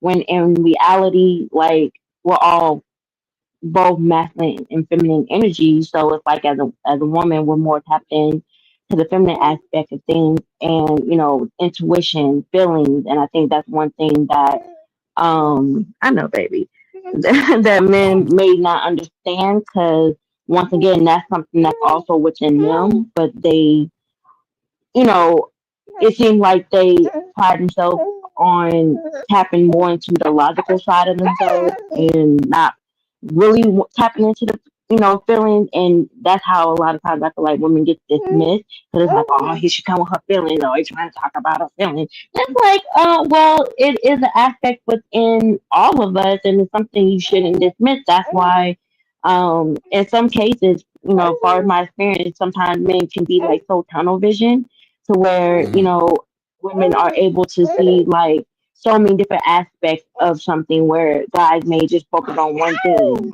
I know. You want to say something? I'm sorry, y'all. Beautiful.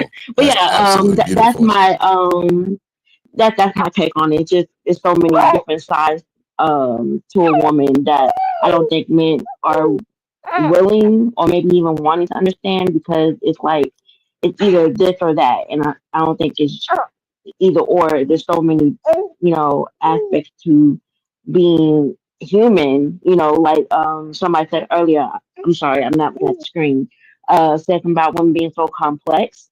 Like I feel like humans are very complex and as women we just, you know, there's so much depth.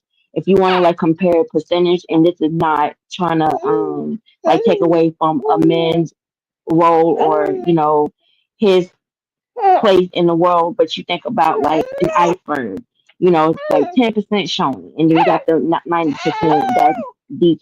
I know deeply hidden. Just compare that to a woman, right? 10% Yeah. is 90%. Okay. Oh my goodness, my heart is melting, and I'm not even gonna touch about that because as I hear the baby, I actually lean back to when my daughter was about maybe like 3 or 4 months. And Tiff, I think the baby's about what 3 or 4 months now. Okay, she gone. She won't come back. I'm gonna ask her that again because that I'll be honest with y'all. And I'm actually I'm gonna kind of segue into it. Yes, I'm sorry about that. He'll be 3 months on 17. See, I knew it. I knew it. I knew it. I know that cry. That pull on my heartstrings.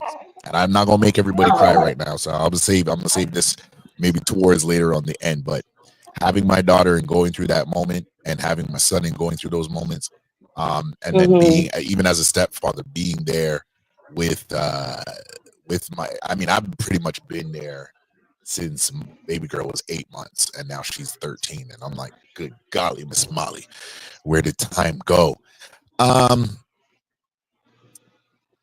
You know, can I ask you guys a question? This wasn't one of my original questions, but since we're talking about understanding feelings, and I'm gonna pose a thought to you, and I just kind of want everybody's feedback on it, or if there's an initial thought, and then Mina, since you've been battling with the elements the longest, first thought I'll come to is yours. I think, and I feel, right, based on my own life experience and working out certain traumas with my mom, I feel like with men that when we go through certain traumas in a confined environment where we feel like we shouldn't have had to go through it there, first of all, let me back up a little bit. I am being completely rude. Okay. Where's my decorum? Where is my chivalry? Where is it? Salute, blessings. Actually, you know what? I'm gonna do this the way I've always done it. Melissa knows what's about to happen right about now. Melissa knows what's about to happen right now. Hey, what's going on? How you doing? You good? A long time since we haven't seen each other. Hope everything's all right.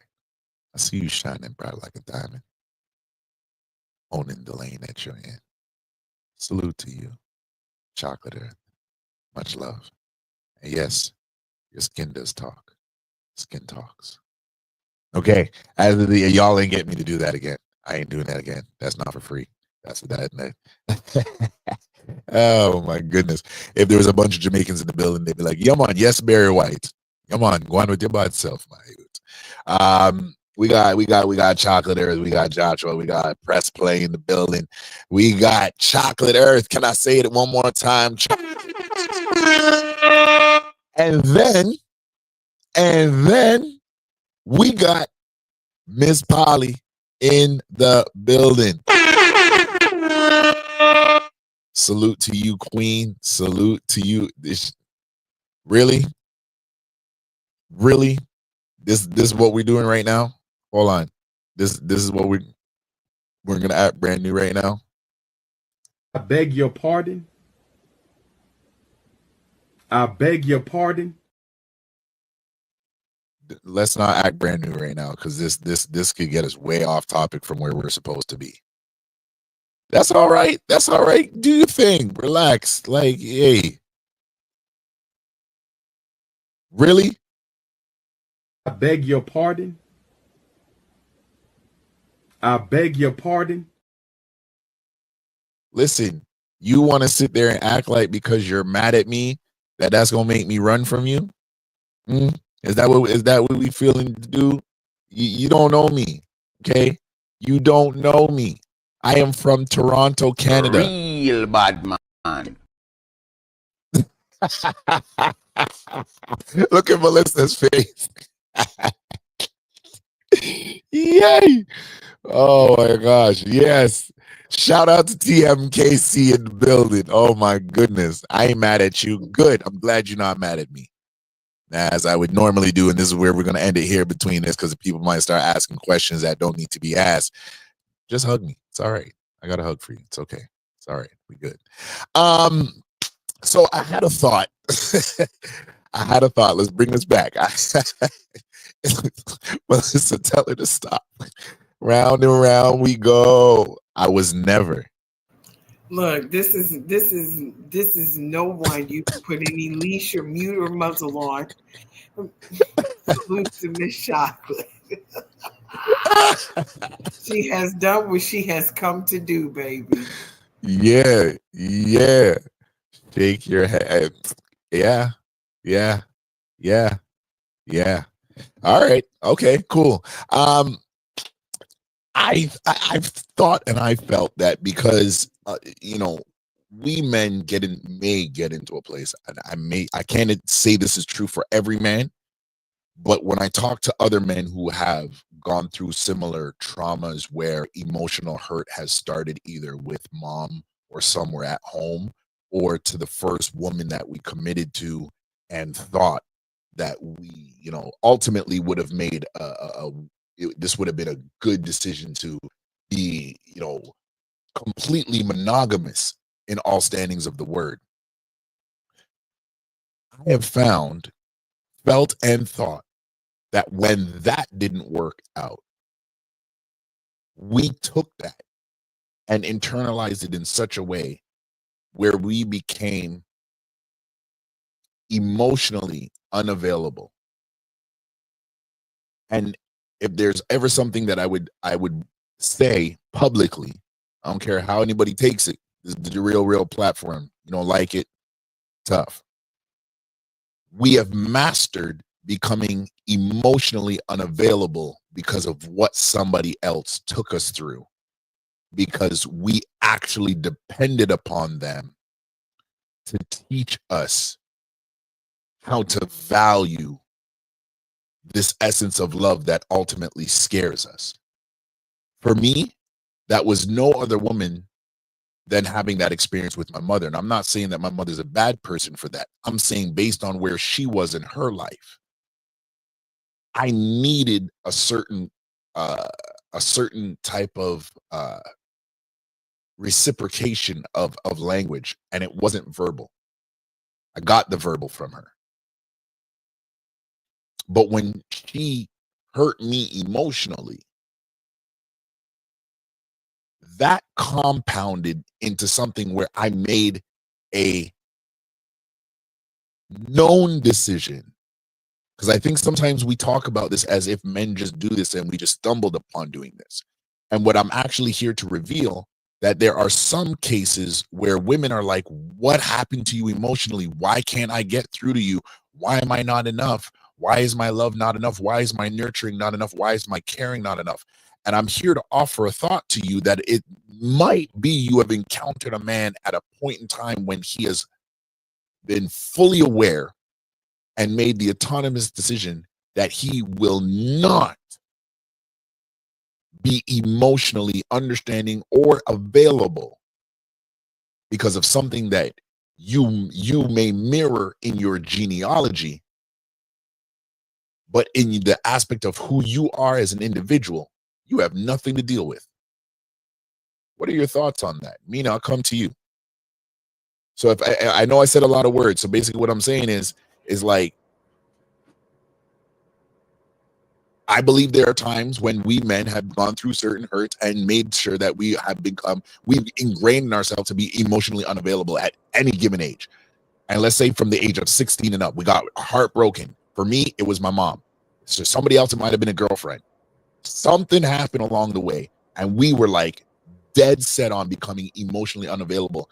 And it has caused women to try to answer for something, women that are outside of our like our bloodline or our friendship circle. It has caused you guys to have a responsibility to answer for something that you actually either A, shouldn't have to answer for, or B, you genuinely don't know how to answer for it because we're not allowing ourselves to be open with you so you could actually understand where the answer is, not what the answer is, but where the answer is. What are your thoughts on that?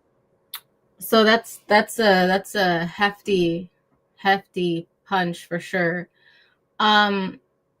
Everything you said, the only thing I can go back to is hurt people. And this is not just, for the sake of the topic, yes, we're discussing women all around, but this is an all human thing, when people have been through trauma, whatever that may mean, and haven't looked in the mirror to figure out what the root is or not wanting to address it, it makes it really hard for you to be close to anybody because you feel like anybody's out to get you. And you can't, that old saying where you can bring a horse to water, but you can't make it drink. And when you love somebody, it is so hard to accept that I can't force you to drink. This is for your own good. Like, you have to drink water because if you don't drink water, you're going to die, right? Right. And it's hard. It's hard to accept that if a person has not done the self-work and looked internally to accept that they need to figure this out on their own. And I'm going to have to love you from a distance. And when you love somebody, that's not what you want to do. You want to be there. You want to help them. You want to nourish them back to health. You have empathy for the situation. You want to provide comfort. You want to provide safety. Everything that you did not have growing up or whatever your dynamic was, you find that person. And that's why it takes a female in that type of situation really long and hard to walk away. And you've seen, sad cases and, no turn backs, essentially. It's that loyalty of wanting to heal something that you did not cause, and it's not your responsibility to heal that. It's nobody's responsibility to heal anybody. You have to do that work yourself before you can have all this abundance of peace, love, surround yourself with light, surround yourself with people that genuinely care about you, because you are what you attract. If you're going through a dark time, that's all you're going to see. And unfortunately, you're going to drag people down with you in the process of this. And it all goes back to, like I said, as humans, we want to nurture, we want to care. If we see somebody in pain, somebody hurting, especially somebody that we love, we want to take them out of their misery in any shape, way, or form that we can possibly do it, at even at the own expense of us being hurt in the process of it. And it also takes that individual person going through the process to be able to reflect and be like, you know what, I don't deserve this. I do love you. I don't deserve this. And I have to step away for you to be able to look at yourself and realize the way you're going about things is wrong. And I can't guide, I can't force you to drink that water.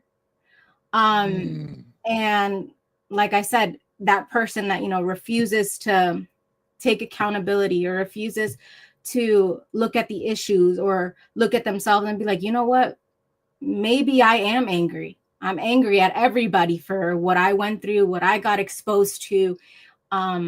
It's going to be really hard for you to establish relationships if you don't do the self-work. And again, you can't force anybody to do that. And everybody, I think, has their own story of being in a situation where, you know, you wanted to help a person so badly to get them out of that dark place, but it's not your job to save anybody. You can only guide somebody, and hopefully they are able to take the rails and be able to navigate that horse themselves, opposed to, you know, putting a Band-Aid over it and being like, oh, you know, it's not that big of a deal. It's not. No, like, if you went through something really traumatic, you have to face that. You have to. Because if you don't, it's just going to linger. And anytime that something triggers that emotion, you're going to pop off, and you're going to pop off on the wrong person, a person that doesn't deserve that, you know? So I think it takes a lot of self-reflection. It takes a lot of accountability in that person. And it takes a lot of years of, you know, having to hit rock bottom before you realize, like, okay, you know what? This keeps happening. It can't be everybody's fault all the time. I have to have some effect into what is happening around me and causing, you know, my relationships to break, family relationships to break, friendship relationships to break. So it's knowing when enough is enough, essentially. And you can't force anybody to know when enough is enough. Only that individual person will ever know. I will know when enough is enough for me. You will know when enough is enough for you, and so forth and so forth. So I think it hopefully that answers the question, is, you know, just being aware of, you know, what you went through, how bad that traumatic experience was, and if it still triggers, and if it's affecting relationships, and if it's affecting friendships and families and everything. Like, you have to do the self-work. You're not going to be able to love somebody back to health. Like, that's, especially mental health. You can be there, you know, and provide them guidance and resources. But if they don't want to take those guidance or resources, you're just hurting yourself in the process of them hurting themselves, if that makes sense. So no, facts. Hopefully that answered that question. No, definitely. Thank you for chiming in on that, because that kind of aligns with what I was thinking in response to the question that I was asking. For those who came over and because Tyranny is streaming from here, she's not just a guest, but she's family over here.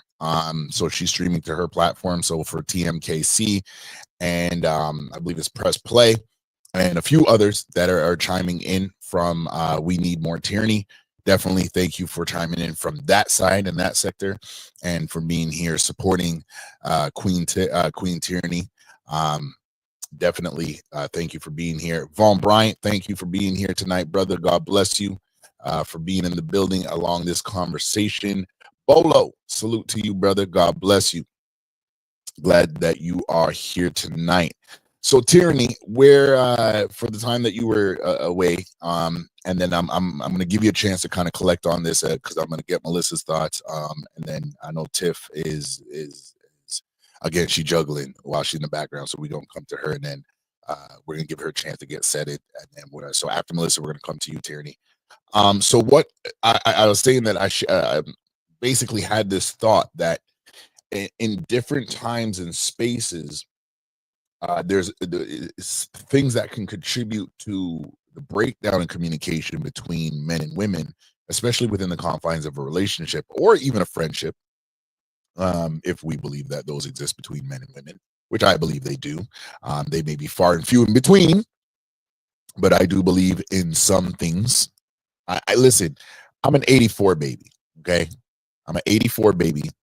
As much as I'm Canadian, during the late 80s, early 90s, when I was getting sent to bed and I didn't want to go to bed, I turned on 93.7 WBLK, which was Buffalo's radio station, and the quiet storm would start at, I think it was about, I went to bed, I've been going to bed at 8:30 since, man, if I didn't move out of my mom's house, I'd probably still be going to bed at 8:30 now. Yeah, the quiet storm started at about 9 o'clock. And that was the only thing that, especially during the summertime, helped me to go to bed, because I was just like, I would just turn that on. And Lord knows some of them songs I shouldn't have been listening to at the ages of 9 and up, but I was listening to them. You know what I mean? Jodeci's and Boots, and knocking on that front door, and all those wonderful ballads, and so yeah, those helped me to learn a little bit and express a little bit. But I say that to say this. Pardon me a moment. Yeah, there we go. I say that to say this, that I had a thought the other day that we men at different times and spaces encountered emotional traumas from the I don't know if we say most significant, but moms are most significant. I know, using myself as an example, I encountered a specific type of emotional trauma with my mom, and then it later surfaced again in meeting of a young lady when I was 21. And with those two traumas, and basically the thought is that we men encounter certain traumas where we,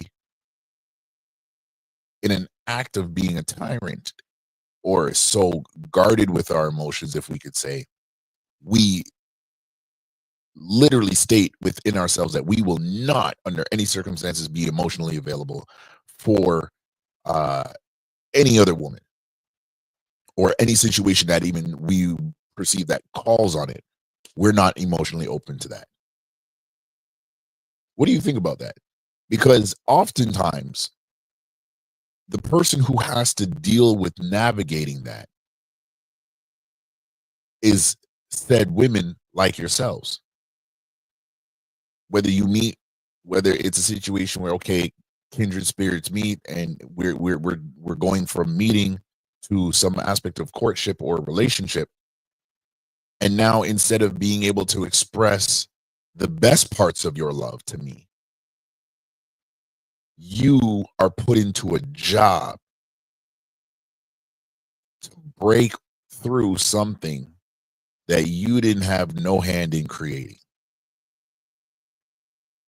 Thoughts? And we're going somewhere, because I want you, if you guys didn't notice, we're building towards getting to the main topic, which is that safety part. So we getting there. We exposing some things and dealing with some things right now. But what do you think about that? Women having to navigate an aspect of a man's lockdown on his emotions. I will not be emotionally available for no circumstances. What are your thoughts on that? Okay. So I could speak from a woman's perspective and a mother's. So from a woman's perspective, I need you to fix your problems before you get in this relationship, because us women just said that we are big on communication. And like your wife said, Conrad, you coming home and you tell me it's not you, nothing. It's going to make us feel that, yes, this is Tierney's fault. Always some way. but it's going to discourage us. It's going to make us feel like we're not doing something right, or that we did something wrong, when really it's something that you're battling since you were 5. So, man, if you can't be open with the woman that you chose, then you need to stay single.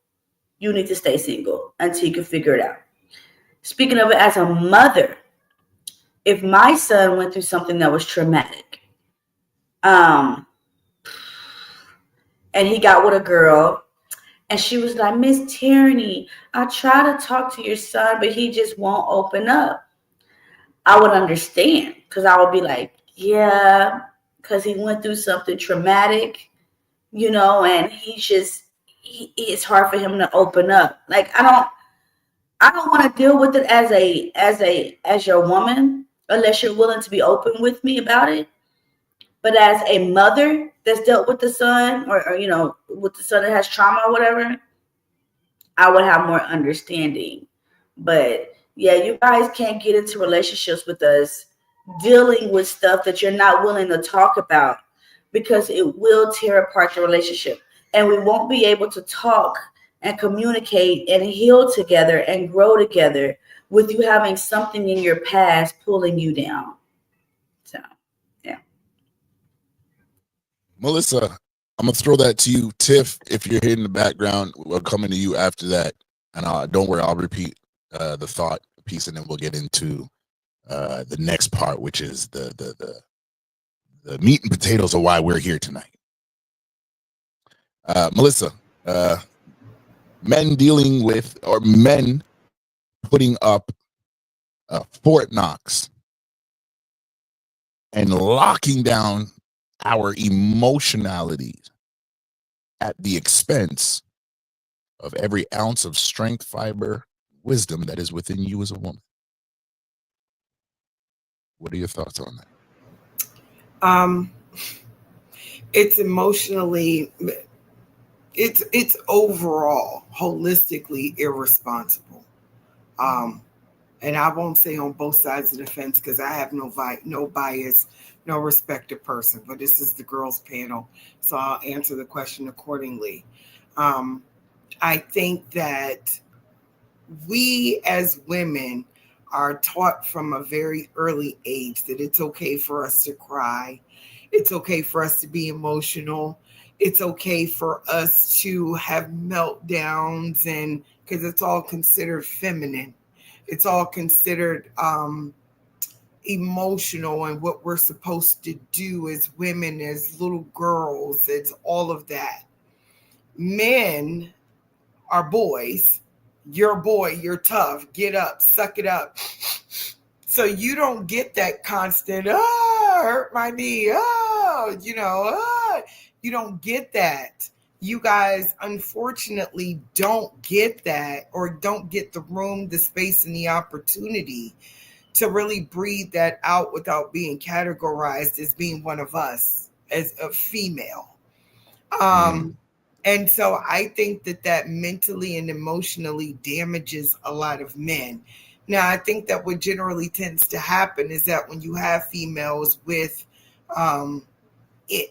whatever the vibe, the chakra, the connection, we're the moth to the flame, right? Or vice versa. And you get close and you get to the place that now we're starting to make you feel. I think that a lot of men get angry with us, and it becomes an unhealthy and an unsafe situation because they don't want to be.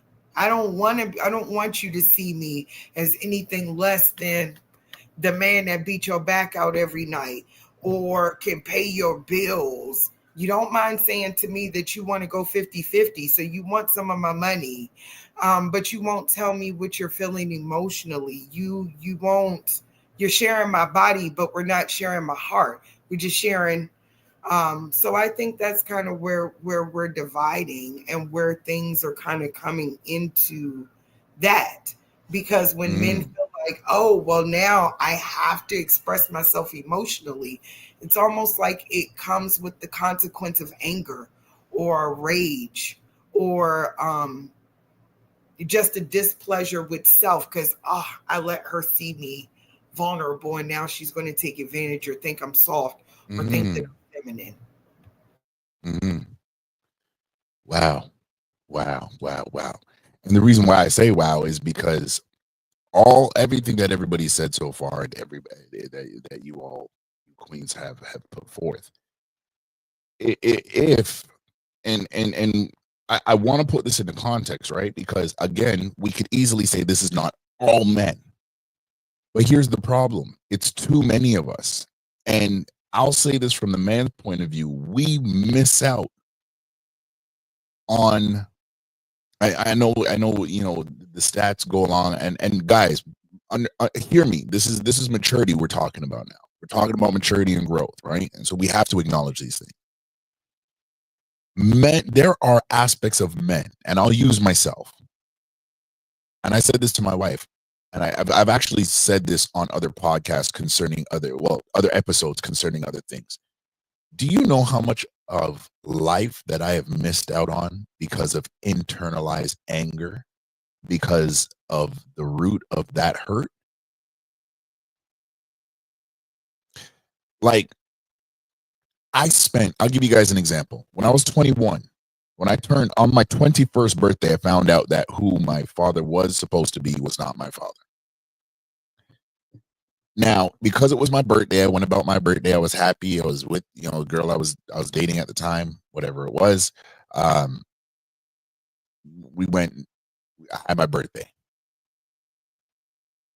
Would y'all believe that for the next 3,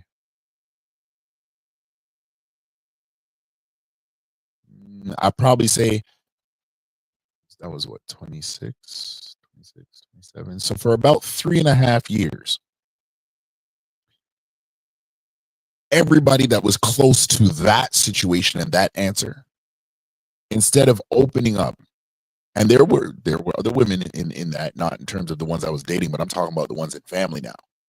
Would you believe that I put them through a circus to even get to my thoughts, much less my emotions? Pardon me. Because I was like, yo, how y'all gonna know of a situation?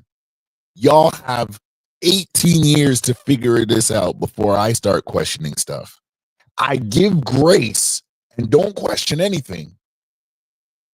And then I have to find out something on my birthday. And this is what I'm finding out. And I'm like, okay, y'all gonna pay for this. For 3.5 years straight, I watched these women cry to other people that are within our family that they couldn't reach me. But they're crying outwardly because they can't reach me. And I'm crying outwardly and inwardly because I want somebody to feel the pain and embarrassment that I'm feeling. The problem is I still don't heal from that.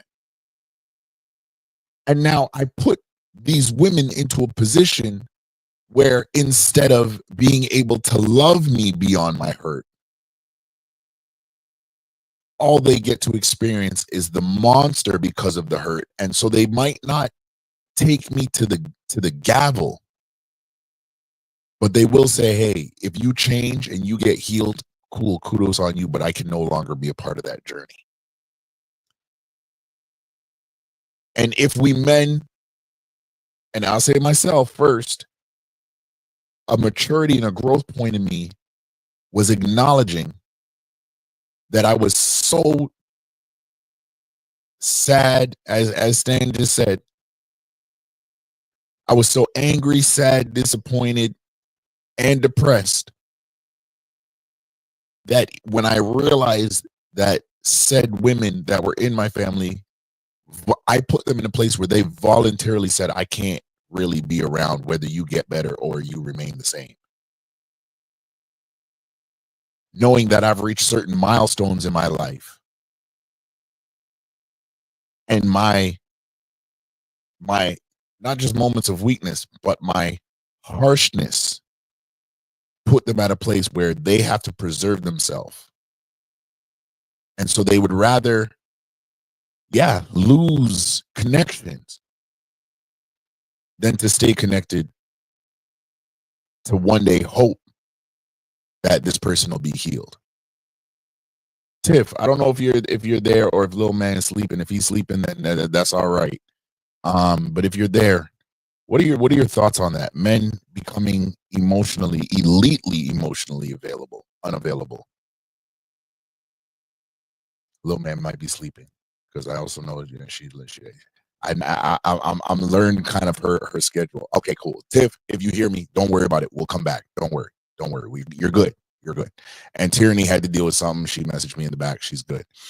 So for everything that we've said, and shout out to Stan being in the building. Shout out to Jack being in the building. Thank you, brothers, for being over here tonight. I really want to salute you and not just applaud you, but pay homage to you for being here tonight. I thank you. So this is what, ladies, I wanted to get to, and I was going to queue up videos, but they really weren't doing to the thought, and I don't want it to drown or curate your thoughts. But this aspect of women not being safe with men, does this stem first emotionally, mentally, and in some aspects even spiritually, before it's physical, or are they all one and the same? Because I feel like, and I think that when we men hear this, and hear me, hold on. Oh, that was before comment. Okay.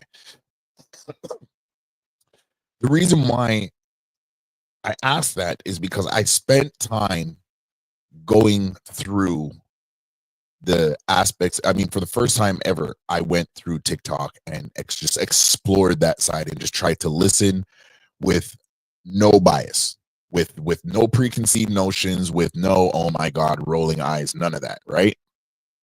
I literally went through TikTok, I went through YouTube and a little bit of Facebook to really try and hear what other women are putting out there concerning not being safe.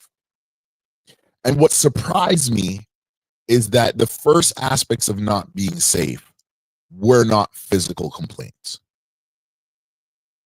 Hear me. And men, brothers, we need to understand this. And I'm being serious about this. And if I could segue for just a quick second, because again, as a men's self-improvement channel, we have to note these things. We have to understand it.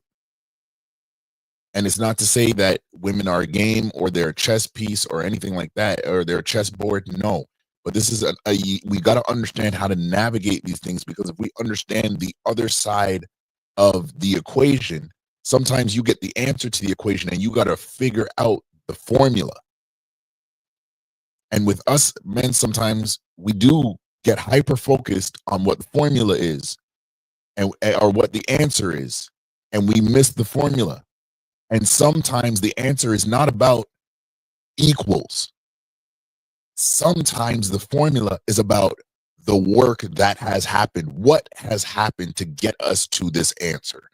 And so we got to understand that we got to show our long division. We got to show our work. As I was sitting there going through these things, I didn't hear about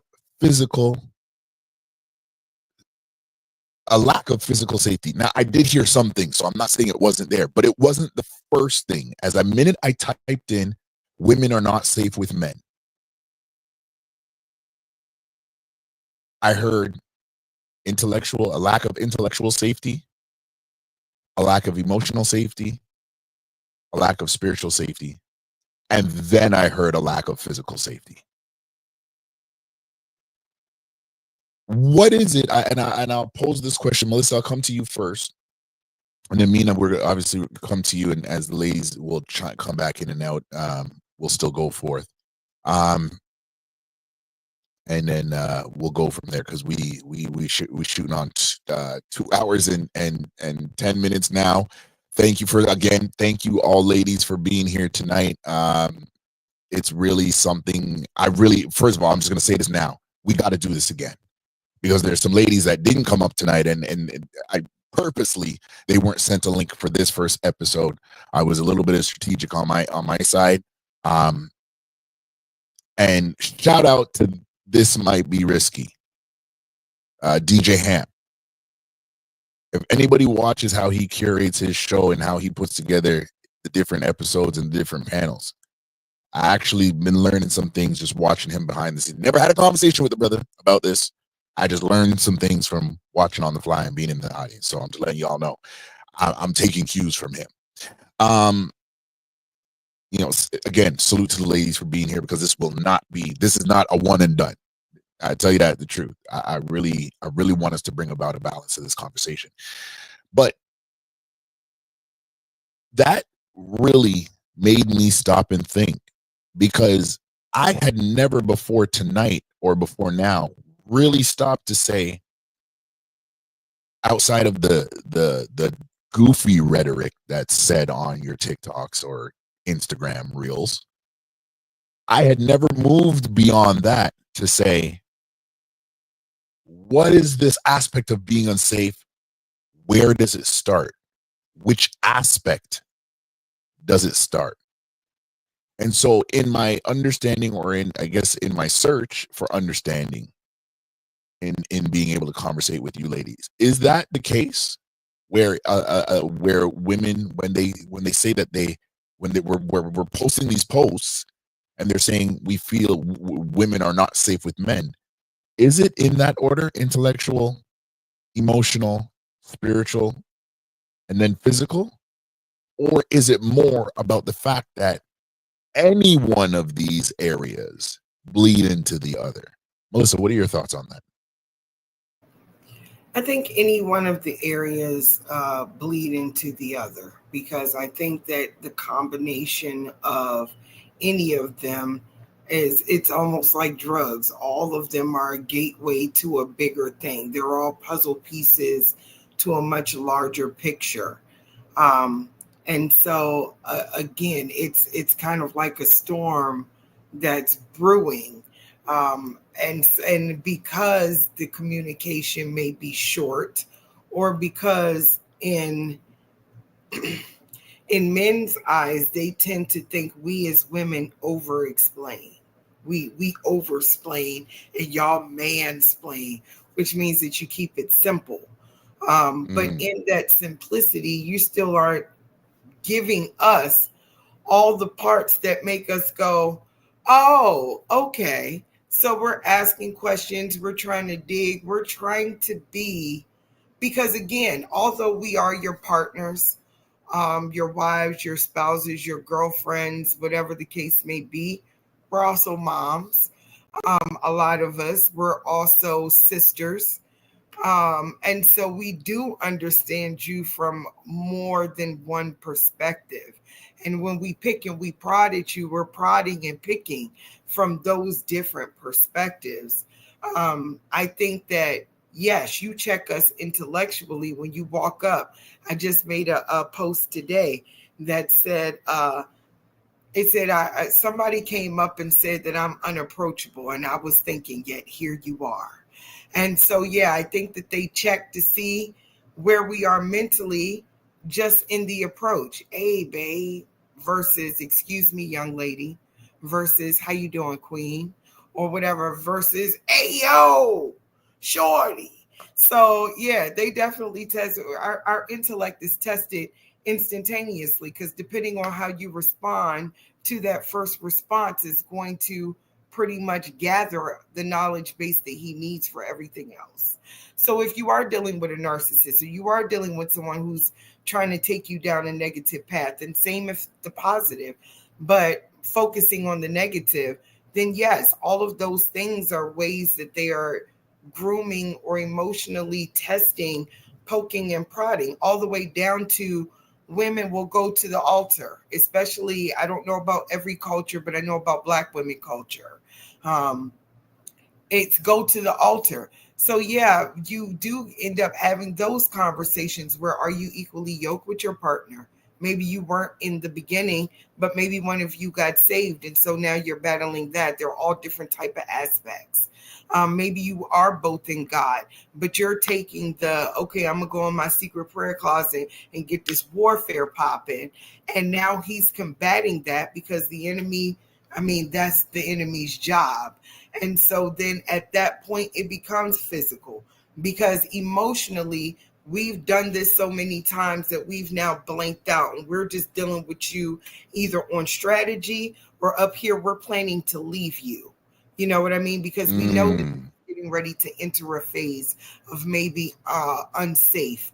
So when that starts to happen, we now become a mirror reflection of you. Now we're kind of giving you your own medicine because that's what you've given us. So that's what we're giving birth to. It's back to my original statement. Whatever you've planted up here, we're going to keep giving birth to it as long as you keep giving us the seed. I had to give that to you because, yeah,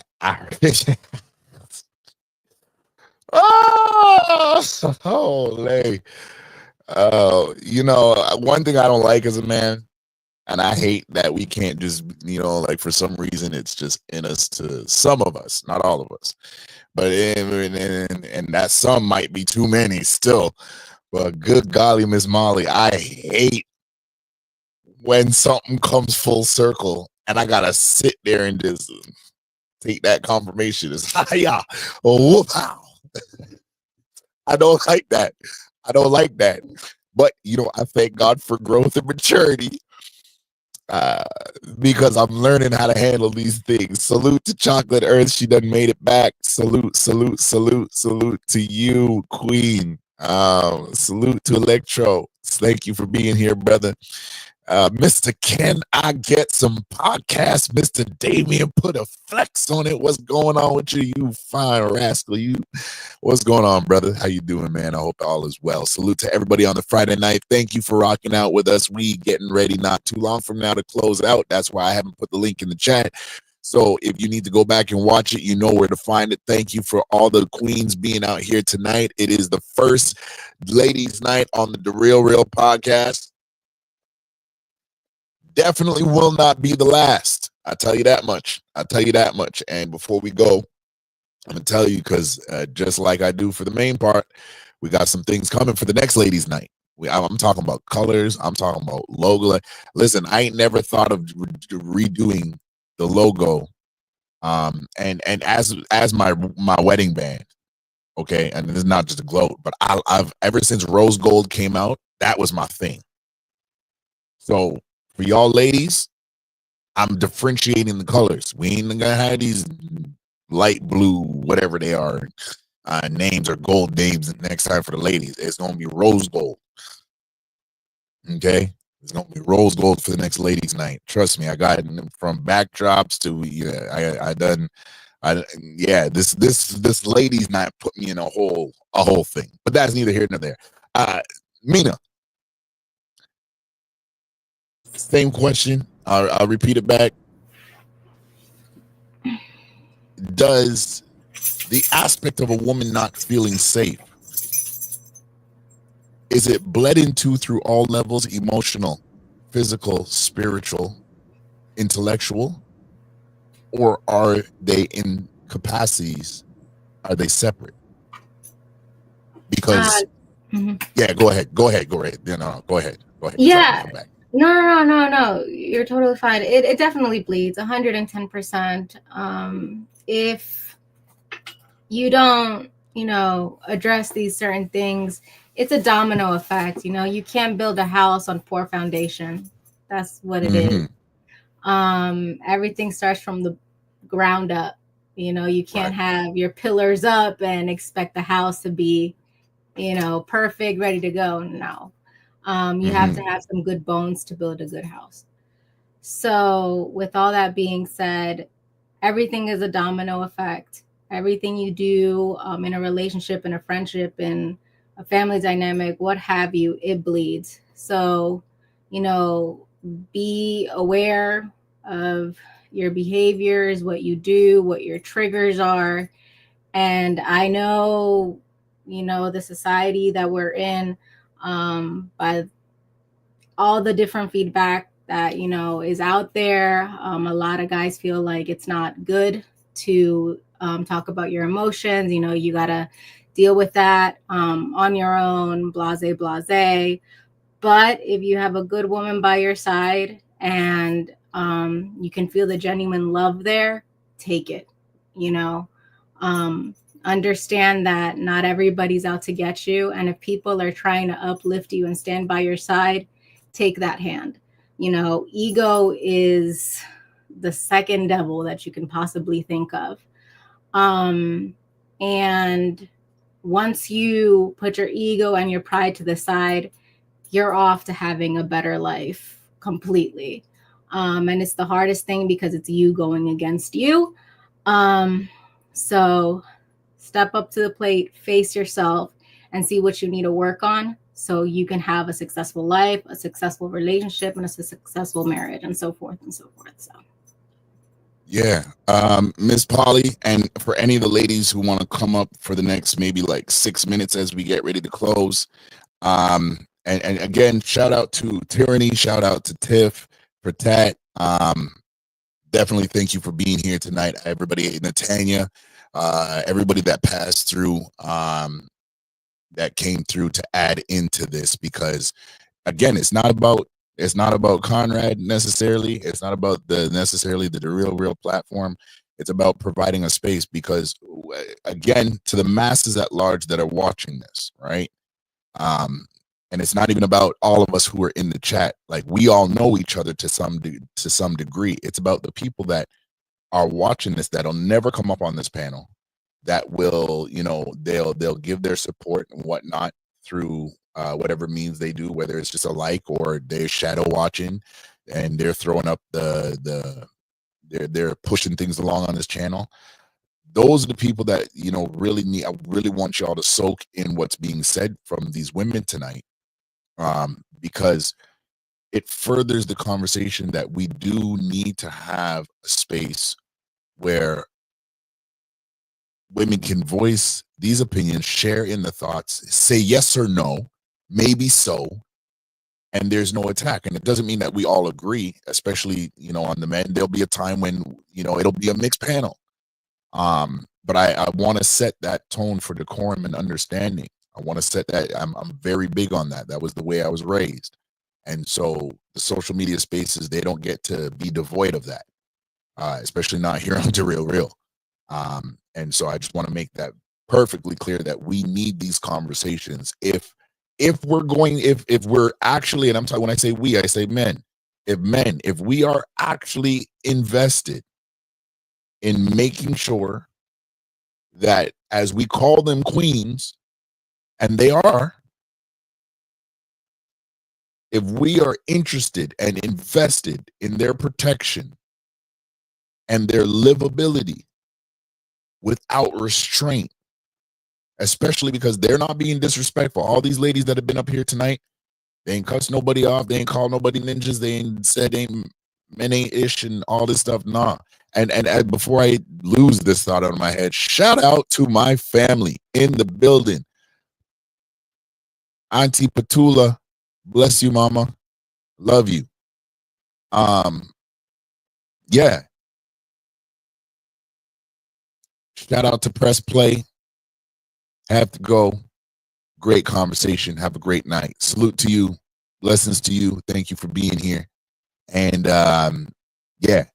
So I really believe that this is necessary, because again, I hear, and I mean, anybody who's a content creator, male or female, we hear and we ingest so many things. And sometimes I feel like, I know for myself, sometimes I have to filter my mind and filter my heart as to what I'm thinking or what I'm seeing before I go on a panel sometimes, because I done watched and heard so many things throughout the day that I don't know if I'm going to get on a panel and regurgitate what somebody else said or some immediate reaction to what I watched or heard. And that is not a reflection of what I have to say. And it doesn't mean that it can't filter or fuel a thought, but I don't want a video that is not based in my ability to deconstruct it to become my narrative or become a narrative that is pushed from my mouth. So I enjoyed the hell out of this conversation because whether y'all ladies know so far or not, and I throw this out, y'all done help to really confirm some things for me. And like I said, I had to eat. I'm not gonna tell what it is on this episode. Tune into the next episode of Ladies Night, and I'll release it there for those who want to know. But I got a belt whooping tonight. I got my belt whooping, but it's growth and maturity. My goodness. Oh my good golly gosh. I'm a gush over you just like I gush over any one of these other queens. Can we put our hands together?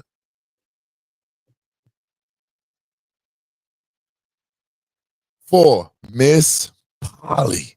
I didn't even know if you were coming up or if you'd be around because I know you're busy and you got things to do. So I'm so grateful for you being over here, Miss Polly. I am honored. We are honored to have you up. How you doing? Yeah, I'm okay. I wasn't sure if I was going to be able to come in time or not, depending on how it went. But, just try to come on through by and say my piece because, sometimes you just got to say it real quick and then run away. But, it works out. Yeah. So where we were at, I mean, we've come a far way. We kind of, Sure. built off of, what are the things that about a woman's life and her journey that men tend to not be aware of, overlook, and even ignorantly dismiss? What are the aspects of us and things that we've gone through as men with our mamas or an ex-girlfriend? And it could have been when we were younger in our teens. I used my example of my life and was able to relay that I had been through some situations, and my first emotional trauma was with my own mother, and how that bled over into my own intimate relationships and suffering another trauma there, and how I made the decision and my thought around that is now women going through a mountain that they didn't create because I created, I autonomously literally put up a war against anything that I perceived as trying to get through to my emotions. Now you got to fight a war. And then now coming to the crux of which is when we hear on these social media spaces or TikToks and whatnot about women saying that they're not safe with men. Is it emotional?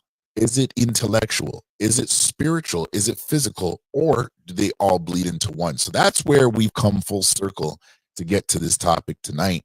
And so, yeah, I yield to you. What are your thoughts on all of this? Women not being safe? Do men understand their journey? Do we willingly not understand their journey? Yeah.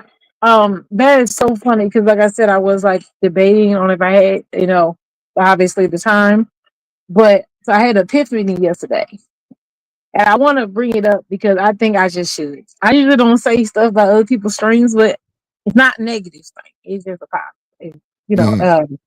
So yesterday I was watching a stream, and they had some women on there, and they were asking the questions that we all hear people asking in the manosphere, obviously, the body count, all those questions about size matters, all this. And it was kind of unfortunate to hear kind of the same answers and getting the same responses from the gentleman.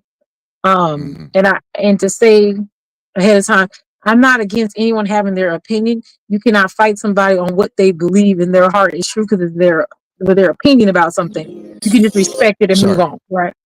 And I can respect what you believe and be, that's it.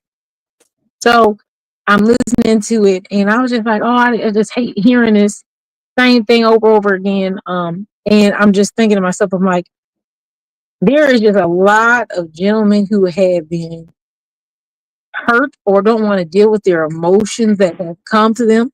A lot of these men are not like young, they're a little bit older. And it's like they haven't got over what's happened to them and let it truly go or truly process it. And And I know that response would be like, oh, well, women have their own. But if the conversation at this standing moment is not about women, and like your question is about, what do men overlook? If we're just talking about how we're viewing men right now on this kind of atmosphere, it's like you're hearing all these things that are putting women as the bad person. And when you hear these, it's very logical things, the really logical answers, right? So I can just give any one of them. Like they'll say, oh, these women only want men for this reason, or they have to be this. Their requirements are too high, and all this. And if you really listen to that, it's like someone telling you, we're not good enough. All women think we're not good enough. We're not good enough. And it's like and it's not that that's true. It's just like you just keep hearing all these things, but like in translation, if we're not just hearing the top surface of what they're saying, to me, it just seems like there's a lot of hurt.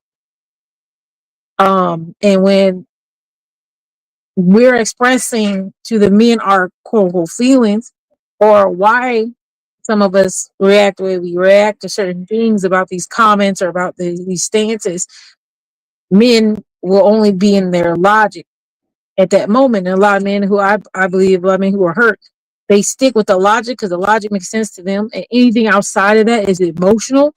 It's just a no-go. So if a man says, I'm going to go back because I'm visualizing it. So I have ADHD, so I'm seeing what I'm saying. Let's just do the age one. If the man's like, oh, women age out. They don't have this. And they give all these points. Oh, those women age out when they're in their 30s. They're not going to find a man who wants them because those men are usually going to want someone younger who hasn't had this many people. And you hear them saying that. And as a woman, I'm just like, oh my gosh, like I hear that all day. But there's still men trying to talk to. There's still men who want to try to marry these women because they do it all the time. You see men get married to women for 2-3 kids. You do it all the time. And you keep hearing that. And you're like, so who are they trying to complain about? They're complaining that they don't want that situation. And there's some men who are willing to go into that. Or are they complaining that they want different options and that we should change so they can just have the options that they want? It seems to me that it just hurts. And it go on and on forever. We can just keep picking up different things, and that's why I sound like I'm going in the motherfucking circle explaining myself, because every part of men having these complaints, I'm not saying that some of them aren't valid, because I think some women are a little out of pocket. I will give them that. But when it comes to the logic that they're only using, when it comes to them having their feelings hurt, a woman told them they were too short. So now logically, every man who's short, they don't have a chance to find a woman that's good enough. And you're like, oh, there's somebody out there who's going to like you, okay? You don't have to panic. Like, there's going to be a woman out here who wants a short king, and she going to like him, and she going to love him, she going to hug him. We talk all day about how we want this and we want that. But every woman here has given one of them men a chance that they didn't actually like all the things about him. Every single one of these women out here have given that guy that don't deserve it a chance. Name one. One come and say, I don't give nobody a chance who won't fit that criteria. That's a lie. She gave 98% of those chances to those men that weren't in that criteria. Because we're emotional creatures. Because what we do is we're going to find a way to make it okay. How many, you miss what we complain to each other about women? We'll say, why are you giving him a chance over chance over chance? He does you so dirty.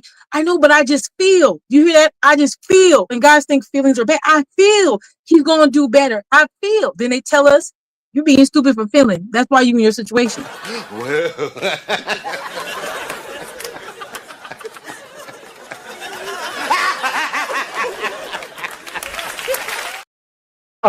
No, that's for real. They be, I'd be hurt. And I'd be like, okay, so now you want me to act differently, because remember, if you choose the guy, he does you dirty, it's your fault. So now I'm gonna act like a grown up. As a grown woman, I done been fucked over 3-4 times.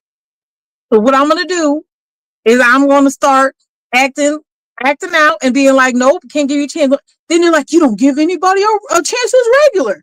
But you told me that was dumb. Because that's the logic. If women didn't have their emotions, none of you men would have a girl. None of y'all have no children. I promise you. Because if the criteria was being followed, none of y'all would have shit. That is the honest truth. If we were actually following the criteria, and then they say, this is the part of the, oh, well, half of y'all ain't looking a certain way or feeling a certain way. I'm telling you, if we were like, hey, let's start thinking about ourselves. Let's start working out. Let's start doing, if 80% of women did that, let's just say 80%, just a good throw a number out there.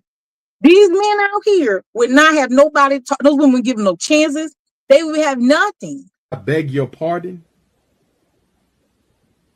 I beg your pardon. I'm telling the truth. That's why y'all need emotional women, because none of y'all would have kids. You need a woman to say, oh, he a thug, but he got a nice heart. You need a woman like that. Because if she don't say that, you ain't gonna have it. You need her. That's why. You need her. You need her to go, oh, but he loves me anyway. And as you screw over 3 times and then marry the girl you met 3 months ago. Because you wouldn't have had her. So the emotions that they're complaining about have put them in a situation where it's like we're just battling each other. It's stupid. But that part where they want us to say we need to work on controlling our emotions like that and all this, a lot of that is that I think men want to avoid the hurt and the pain that they use their logic to avoid.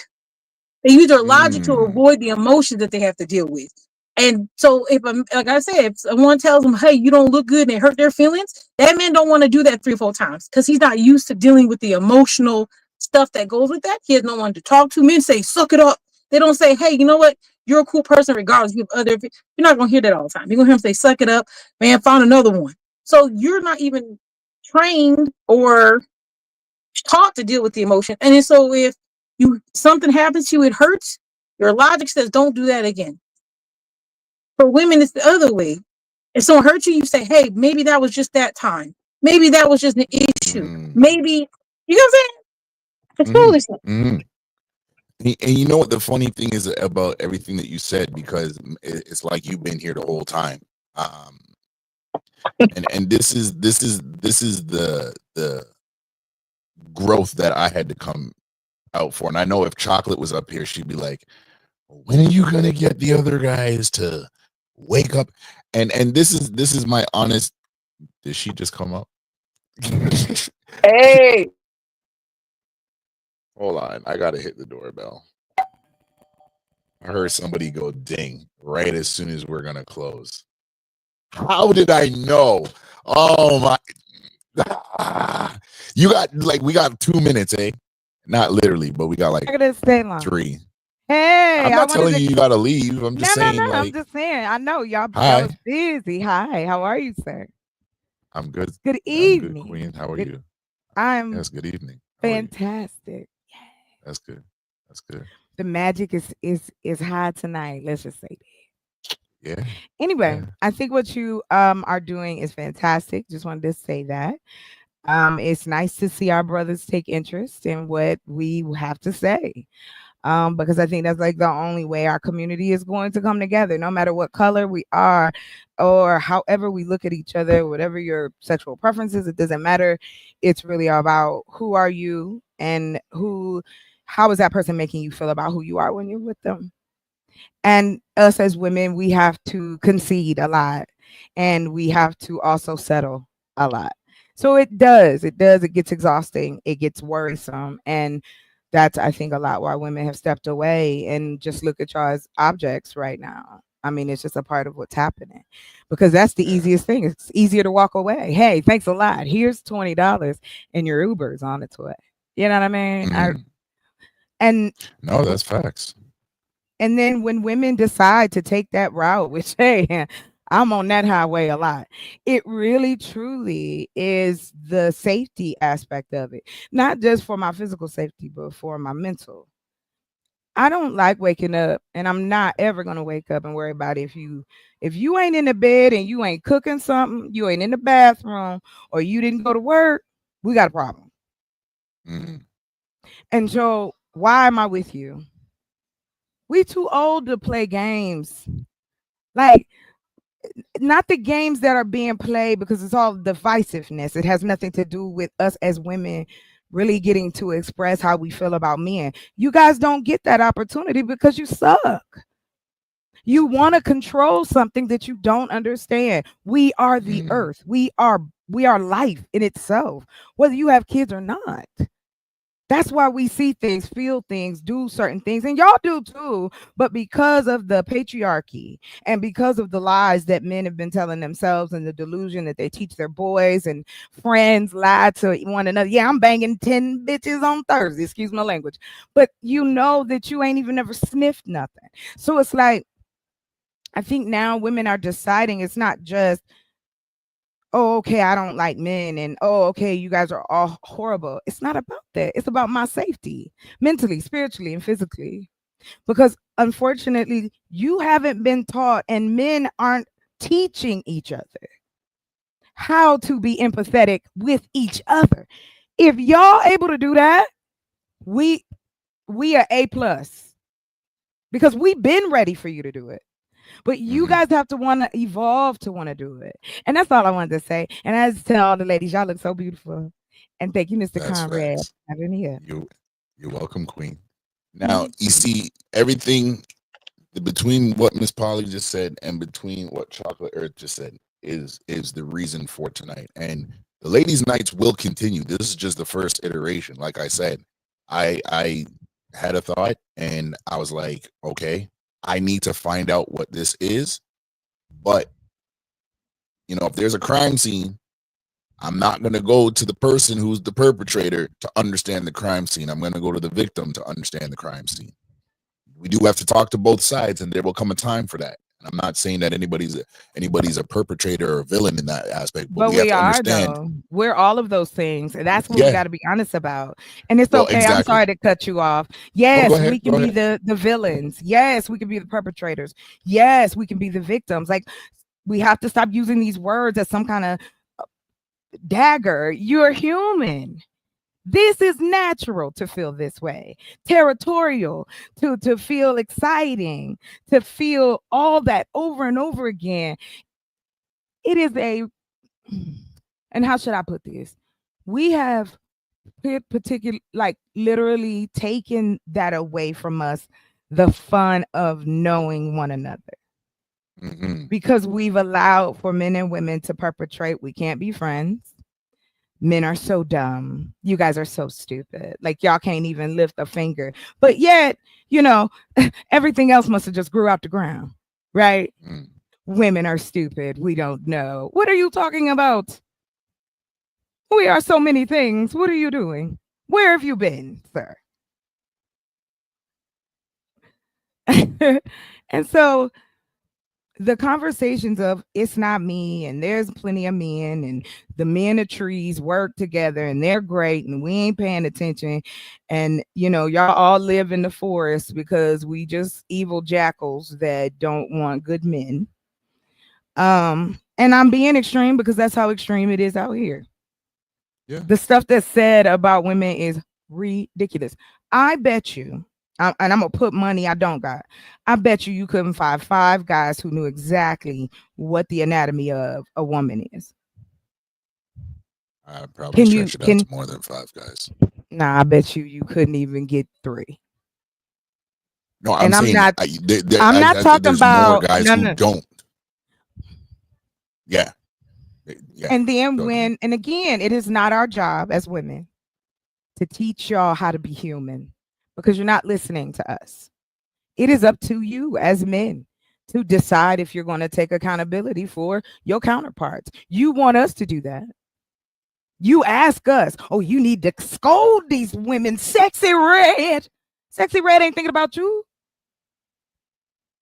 Neither is Meg Thee Stallion. Nobody is thinking about your old ass, except for the lady that worked with you. Then she like you a lot, but you don't like her. You don't want to talk to her because her eye go just a little left sometimes. That's a surgery. You can help her. That's the shit men say to us, though. We are supposed to take y'all as fixer. You're getting into my book of episodes here. I'm sorry. And you're giving away all my episodes. Oh, my bad. Let me And get off your you head. just gave me but you just gave me an episode too, so I got to pay homage. And when that episode gets hit, I'm bringing you right back. I'm bringing you right. That might be our first me and you episode. No, it's you and you. I'm not coming up here to be no co-host with you. Wow. That's the problem. Wow. Wow. Here I am trying to grow. Y'all saw this in real time. You know what I'm gonna do? I'm gonna shut down. I'm trying to grow too. Available. I'm gonna grow too over here. She told me to go do the episode by myself. Nah, get out of here. No, I'm joking. You have a plethora of beautiful women that you can talk to. Don't worry about me. I'm busy. Hey, last thing, I'm about to jump down. Are you gonna audition? You gonna do the romance narration? Oh, of course. Oh, look. Of course. Great. I will send you all you have to do. You can do a paragraph, or you can do the whole 5 to 6 minutes, and then you could just actually no, just a minute of it, and then just send it in the Instagram thing. Okay, let me know. Yeah, holla. I mean, you can come. Like, I'm going live later tonight. I'm recruiting tonight, so okay. You can come up. Y'all ladies is all welcome. Everybody in the chat, if you ain't sleep because you old. Oh my goodness. Yeah, you know what? We've gone past 20 minutes of that close, or that 5 minutes. That's now 2 hours and 47 minutes in. So I want to truly thank everybody that was rocking out with us for the first and not the last ladies' night on the DaRealReel podcast. The honorable mentions to every one of these queens that came up here tonight. It was important that they came up here.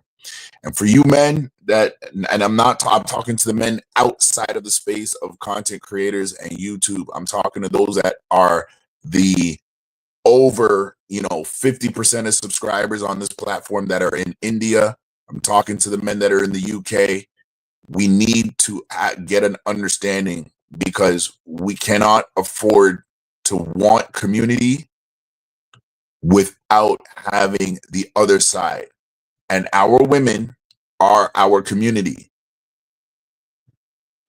I say that again. Our women, ain't nobody's, and not ours by ownership, ours by the fact that we are blessed to have them around us. They are our community. We've got to work with them. We've got to protect them. And sometimes protecting them means that we protect them from us.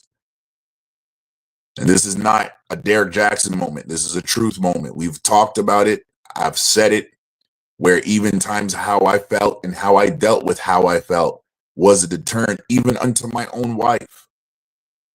And that's not airing out dirty laundry. That's grown folks saying we've been through a level, want to be better. So I'll say this. And ladies, the next time, again, Miss Polly, thank you for being here. Mina, thank you for being here. Queen Melissa, thank you for being here. Queen Chocolate Earth, thank you for being here tonight. Tit for Tat, thank you for being here. Press Play, thank you for being here. Queen Tyranny, thank you for being here. All the other ladies that took the time to express your thoughts, Natanya, all of y'all, thank y'all for being here tonight. Britt, I know you had to run, but thank you all for being here tonight. Hearts across the board. And I can't wait for the next episode so we can dress this place in rose gold. I'm telling you, I'm working on some things behind the scene for the next one, and I like. Can you add some lace to that? Could I add some lace to it? Yeah, you said rose gold, which is some lace on it. Put a trim. Sorry, maybe we're talking about something. Yeah, see, now y'all gonna have people DMing me asking me what's going on. So we gonna say good night. Much love Hi, to y'all. everybody. Peace in the T-Dot Thank you streets so in the Middle much, East. guys. It was so nice meeting all of you. Bye, nice to meet you, Mina. Bye. Good starts. All of that. Yes. All right. All right. I appreciate you. Thank you. Much love, Queen. Blessings. Miss Polly. It's The Rock. Yeah, I'm Remember sorry. that? Thank you. I'm You gonna know, I'm get over on here that. doing too much. I appreciate it. I know you. I Girl, know I you see you doing a over lot, there Mama. being like the sexy She, boss lady. I she's, do. Yeah. you know what I mean? Yeah. Put them in Ladies, line. have a good night. Queens, be blessed, be safe. Salute to everybody. We out.